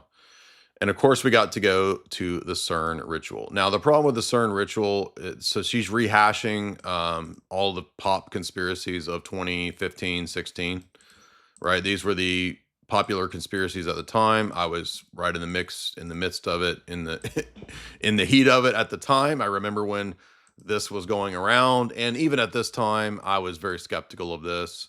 And it is not real. It is a prank. They're not actually videotaping and recording, because the guy who's videotaping it is also wearing a cloak. And the person here, as you can see in front of the Shiva, now that there is a giant Shiva statue at CERN, that's true. And that's because Oppenheimer said, I am Shiva, destroyer of worlds, after he invented supposedly the atomic bomb technology, the hydrogen bomb technology. So they erected the Shiva in honor of all of that. That's why it's there. But you'll notice, this person is wearing Chuck Taylors, as Jim Bob pointed out. Yes, so you see there the ritual magic person, right? This is an elite Illuminati ceremony that's real, according to Candace. And they're there in their sockies, their high top socks, and their Chuck Taylors. And they're just walking around filming on a camera. The person you can see in the shadow from the reflection in the window is also wearing the same hood. And then a girl lays down in a white gown, and Candace says, no, it's real. It's not a prank, even though it immediately came out that CERN apologized that people took their prank seriously. And why was there a prank? They did this because at the time, so many people were coming up with CERN conspiracies, and it was all getting ridiculous. And they did the same thing with the Denver airport. The Denver airport then put out a thing playing upon the conspiracy stuff. And then all the conspiracy theorists, oh yeah, see, it's real because they're covering it up. Now, there is weird stuff at the Denver airport. There are Masonic images there. There is underground facilities there. But that's not what most of the retards in the conspiracy world were saying. And that's usually what's going on, right? There is something going on, but it's not what these people say. And just like with the Denver airport, the CERN people played a prank. And it's obviously a prank. They're wearing their freaking tennis shoes, and the guy filming it is wearing the cloak too. As even other spooky YouTuber people can figure out. Happened a while ago, yet I still find it pretty captivating, so I thought I would talk about it. Chances are, you've heard of CERN before, also known as the European Organization for Nuclear Research. It's a physics laboratory that has a Large Hadron Collider, which is the world's largest particle accelerator. Part of satanic ritual at CERN. The video appears to be taken secretly from some guy looking through a window in one of the buildings. During the ritual, several people in cloaks walk up to the statue, and in Chuck Taylors, by the way, of the Hindu god Shiva. After this, a woman takes off her cloak and lies on the ground. This is followed by her being stabbed by one of the people wearing a cloak, and the guy recording flips out. I'll show you that part of the video right now, so you can judge how authentic you think it is. A video by Stranger Than Fiction News provided some more insight into the video very shortly after the video first surfaced. They were able to confirm that this video took place within the restricted boundaries of the CERN facility, so it's very unlikely the people in this video were not CERN employees. It is also believed that the guy who recorded this was in on the sacrifice ritual, because if you look in the reflection of the glass, you can see he's wearing a cloak as well. Yes. So they were so stupid that their own cult members recorded the video in the cloaks, which they weren't concerned then with committing a murder right there in the middle of CERN with it on video, right? Oh, well, you see they're Illuminati, so they know that they could cover it up. And this is the level of where Candace is. Saying it was a hoax perpetrated by some of the employees there. They also say they do not condone actions like these, which violate their professional guidelines, which state, any behavior which can have a detrimental impact on how our organization is perceived by our neighbors, our member states, and the wider international community, and hence could impact eventually on CERN's reputation and fate, shall not be tolerated. They even reference this video on the guidelines page, saying they were continuing an investigation that could lead to disciplinary measures for the people involved. In all likelihood, this is only a hoax, like CERN says. So, even the spooky YouTubers that believe in ghosts and all the other nonsense on their ghost channels, I'm not saying there's not dead people and spirits, but I'm saying, like, I don't believe in all these ghost videos, a bunch of nonsense. But that's where Candace is at now. So we're at total chills level stuff. And then the next part was even more ridiculous, where Daily Wire made a joke video making fun of her about the Egyptian planes, and she thinks it's a coded message that they're going to assassinate her because the letters are red. You can't make this up. Not just the destination, but the experience of getting there. When you travel with us, you'll feel warm, you'll feel welcome, and you'll feel watched. Because every seat comes with the peace of mind of knowing someone is following you with 2 planes. This is what you can expect when you fly with At Egyptian Air, we definitely never mix up our time zones, flight numbers, or flight times. We know every journey is your personal business. After all, your personal business is our business, is our motto. Egyptian Air, wherever you travel, we will follow. And so they've colored the letters there on the text for watched, followed, we will follow. See, that's schizo level stuff. The satire video was a coded message to her because it said watch and follow. She's being watched and followed. You can't make this up. This is what you idiots are defending. This is schizo level stuff. Your personal business. After all, your personal business is our business, is our motto. Egyptian Air, wherever you travel, we will follow. That was a coded message to Candace, she's saying. And so they've colored the letters there on the text for watched, followed, we will follow. I don't even know how to say that. Like I told you, they're unhinged. It's been going on, by the way. It's like gang stalking. It's just been going on for 2 years consistently. There we go. Now we're targeted individual gang stalking land. Full schizo, like we talked about yesterday. I said yesterday on the stream, or the day before, this is targeted individual stuff. She literally just said it. Now, if you're still on board with this, unfollow my channel. Go away. I don't want slow boys here. You're not welcome here. Bye-bye. Go. You're too dumb for here. I don't want dumb people around. And you bring my IQ down being here. So please leave. Tengu, what's up, man?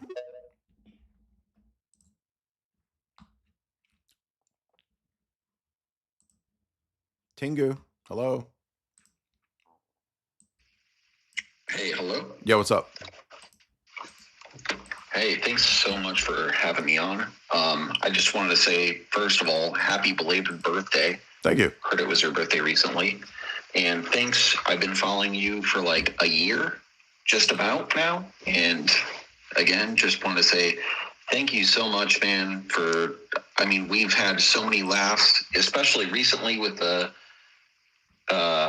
what's that cowboy game or whatever. I was in that stream. I was just dying laughing, dude. Oh, playing Red Dead Redemption. Red Dead Redemption, yeah. Oh, thank you. Just glad you liked it. Laughing, and I've learned so much from you. Are you taking like slow boy kind of newbie questions tonight? About what? That's cool. You could drop me. About what? Yeah, just go ahead and ask it. Well, I had a kind of conversation with an atheist recently. I was like a little pressed on, and I didn't really know how to answer him on something. Okay, what's the question? Well, his thing to me was kind of like almost the problem of evil, but it was like, why didn't God just make us all kind of like know who he was and then just give us the free will whether to choose to love him or not love him? He did give us revelation of who he is. That's, if you read Romans 1, that's what that's about. And then we choose whether we want to or not. Anyway, I appreciate your question. Just go check out, reread Romans 1, and that's because it's exactly about that. Father Deacon Ananias, did you want to say something? Are you there? What was the question? Why didn't God just give us the knowledge of who he was and then give us free will to choose him? Well, he did. So. Yeah, and the other thing too is that people always forget when they ask these questions, why God didn't do this. In Genesis it says, "Let us make man in our image according to our likeness." Obviously, it was the Holy Trinity.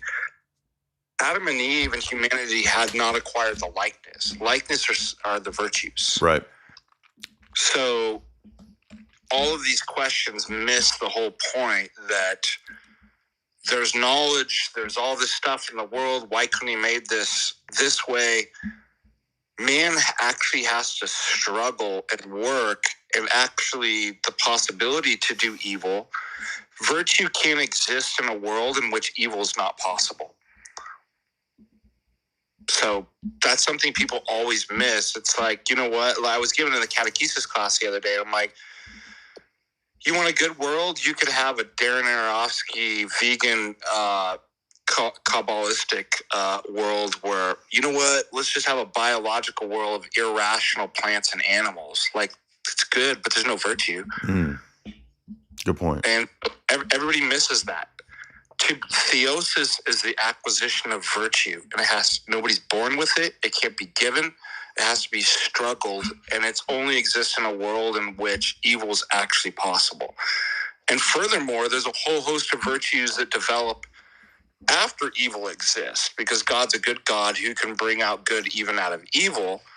And so there's some great virtues. They're not necessary, but that God do that. But given that evil does come in, think about this. No greater love than a man lie down his life for his friends. So if death wasn't there, you wouldn't have that virtue of love in that aspect. So people just miss that point. Anyways, I just wanted to add that. Yeah, thank you. Well, there's nobody else in line. None of the Candace haters or debaters or defenders actually came, which is not surprising. So there was about 5 or 6 people literally cussing me out today, and none of them came. So I just wanted to be clear that none of them would actually come and argue and defend the position. To me, that says that they're literally just idiots. So once again, we've shown and demonstrated that these people have no discernment, and they're actually just morons and dupes. Anthony, ever since I heard about tag, I can't stop thinking about it. Appreciate that. Banana up to about $20. Jay, you need to upgrade your quantum drive. Modern journalism is now hyper-real symbols, and it's Marxist high theory of contradiction and strife. Contradictions are now essential to process and the aim. Exactly. Matt Scroggins, $5. Happy belated Ortho Pope birthday. Sorry it's late. Maybe one of these streams can bridge the gap between reality and the Quandus stands. One day we'll reach them.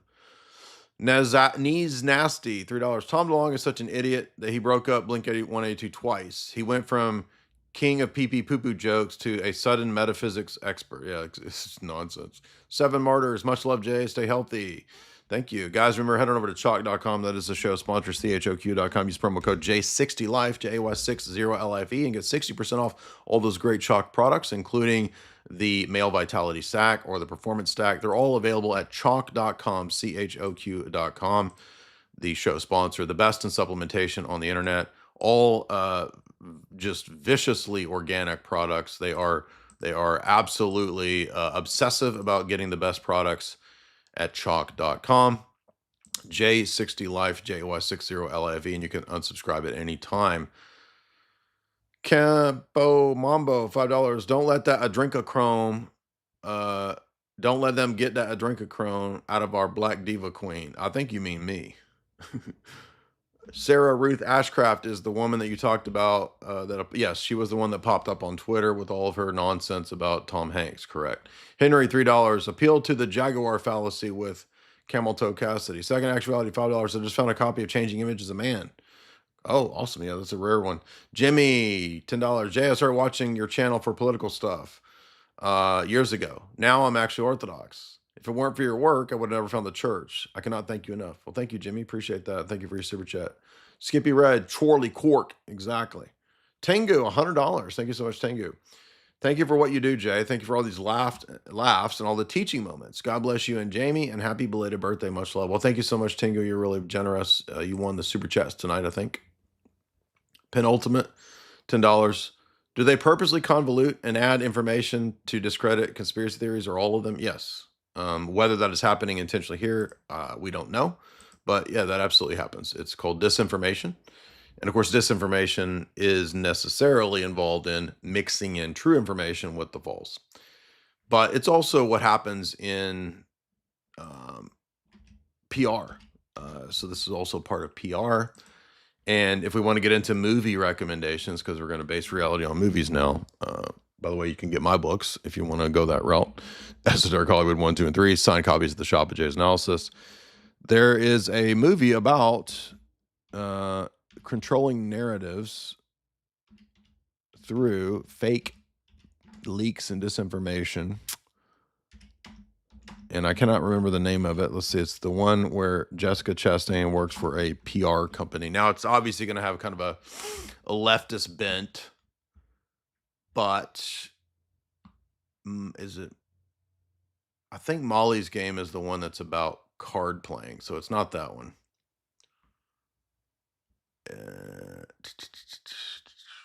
What is the name of that one? I did a podcast on it years ago. I don't think it was 2017. It's older than that one. Miss Sloan, that's it. Yeah, she is a Lobbying is about gun control lobbyist. So it's totally leftist. However, it is about PR companies.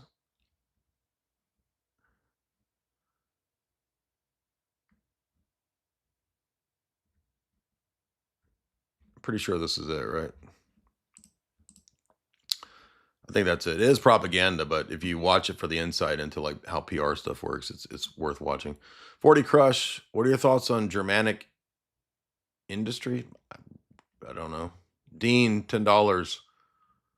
I'm waiting for Candace to bring up moon beavers in the next episode. Well, she's only we gotta, somebody needs to send Candace Organic Like Us and his videos from TikTok and get her into the moon beaver conspiracy stuff, because that's we're only 1 week away from that.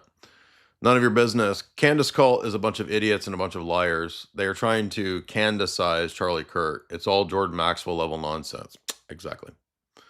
Mr. Anderson. Mr. Anderson. Can you remind the audience of the text that you covered about the creation of the Muslim Brotherhood and Grand Mufti of Jerusalem? It's Secret Affairs by Mark Curtis. It's either the second or the third chapter. There's a whole section on the Grand Mufti being British intelligence. Duchano, $10. Realize, real lies. Whoa, dude. Blew my mind with that, bro. Degen Slayer, $5. Pterodactyl. Pork Stuff. All of Candace's research is sourced from everybody else. She sits on this on her own timeline. She fires out rapid fire gibberish, just citing other people. Yeah, exactly. Pork Stuff, $10. For all the Candace crowd, her dad had a security maintenance and contract for the Connecticut school. If she was a truth teller, she would have had her dad on for an interview. I don't know about that. Harry Sopranos, I'm saying I don't know anything about that. Harry Sopranos, $10. Great stream. Thank you for exposing all the clowns. Thank you. Nelly, $20. It's getting hot in here, so take off Brigitte's clothes. Let's see. Does she have a vajayjay? That's what we all are waiting to know. JR, $20. You don't get it. She just asking questions. Exactly. I don't get it. DC, $10. Is this accelerationism? Is that always negative? What about in politics, leading to the destruction of a system or a party? I mean, again, I think you want to be very careful about advocating for vices in a Christian ethic. Dylan, Jay is just in denial about the power of his true self. Yes, it's all just jealousy and my own inadequacy. That's all this is about. American Squidward, Jay, are going to play the new Resident Evil? Absolutely. Absolutely. Your guys are going to get live Resident Evil when it comes out. None of your business, $10. None of them. Instead, Jay, everybody wants to believe this TV nonsense. Aliens and time travel and all kind of bullcrap. And they would rather talk about this stuff than face the struggles of paying their bills. Exactly. Yeah. It's just another version of escapism. Patron Spiridon, $5. Candace is an actress that plays the role of Left Eye from TLC. Okay, well, that's like schizo levels. That's Candace schizo level stuff. So, Scottish, $5. What is deja vu? It trips me out. I don't know, but it doesn't mean that Charlie Kirk was a time traveler. P-Man, $2. Jay, you blocked me on Twitter. Good. I probably should block you on here too. Marilyn, $5. Thank you so much. Scott, people in the chat are definitely here at high IQ. Good. That's what we want here. Contemporary Companion, $5. According to Robert Barnes, you can definitely keep things under wraps out of a trial and sealed from the public eye. Yeah, but that doesn't mean that any of this nonsense she's spouting is true. What does it have to do with any of this just gibberish we saw today, guy? Deedle dumping, $20. This reminds me of the guy in the surf community that I'm a part of in Santa Barbara. He lost all of his shit on the Q crap years ago, and then he ended up going crazy and killing members of his family.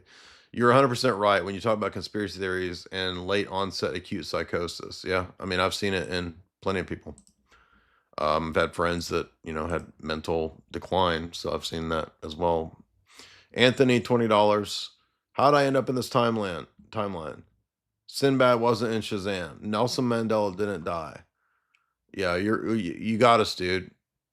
He says, plug me back into Morpheus. Okay, well, go back to Mandela Effect channel websites because you're not going to get that crap here. Harry, $5. There's a clear correlation between easily digested content and popularity.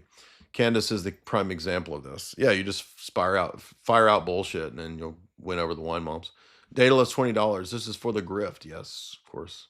Yes, it's not the guy who reads the 500-page channel, the 500-page books. No, I'm the grifter that reads the 500, the 1,000-page, the 1,300-page, the 700-page books. Yeah, I'm the grifter, and the woman who just spouts the time travel bullshit is the truth teller. Yeah, that's why you deserve what you get. JACM, $10. What Bible should I get? Orthodox Study Bible. Spencer, thank you for those. Spencer says FDA was in the bathtub. Thumb knuckle, what's up? Blue Skittle, Vatican III will have David Icke worshiping the same God as Rome. Well, yeah, of course. It's all the same God. Tengu, $5. Mandela Effect. Do that. It would be validating. I don't cover bullshit, man. I try to keep to I care about what's true. That's why I don't cover weekly world news bullshit. Candace is weekly world news, dude. That's where she's at now. Tengu, like all the live stream, you guys. Like the live streams. That's Tengu saying that. Ultra Void, $10. Sorry, Jay. You're using a different vetting. Vetting means, does this help my point of view? If it does, then it's vetted. Dark Sickle, $3. This is the funniest stream that you've done so far. Godlike Productions is another website with a bunch of schizo stuff. Yes, it's a classic conspiracy gibberish nonsense site.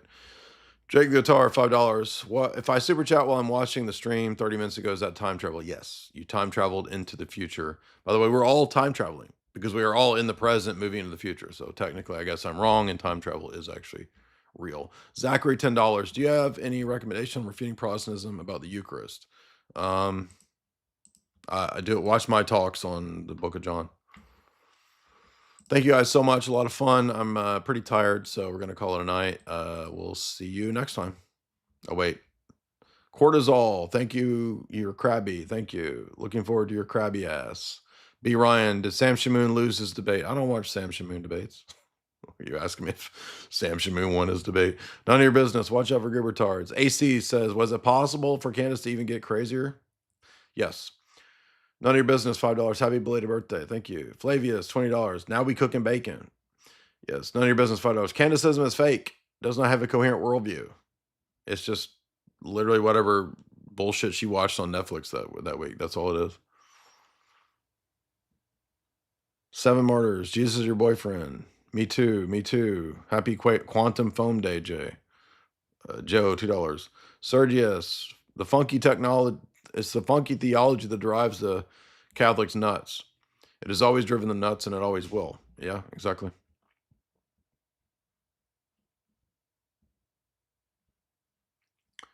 Me too. You mentioned Orthodox view on ancient religions. Can you do more on this? Just go watch the old podcast with Seraphim Hamilton.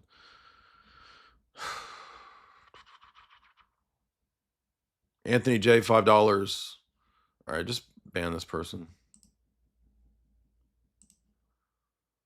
Ever since I learned about tag, I can't stop thinking about it in Orthodoxy and Jesus and how it relates to everything. Yeah, well, that's good. All right, thank you guys. Everybody have a good night.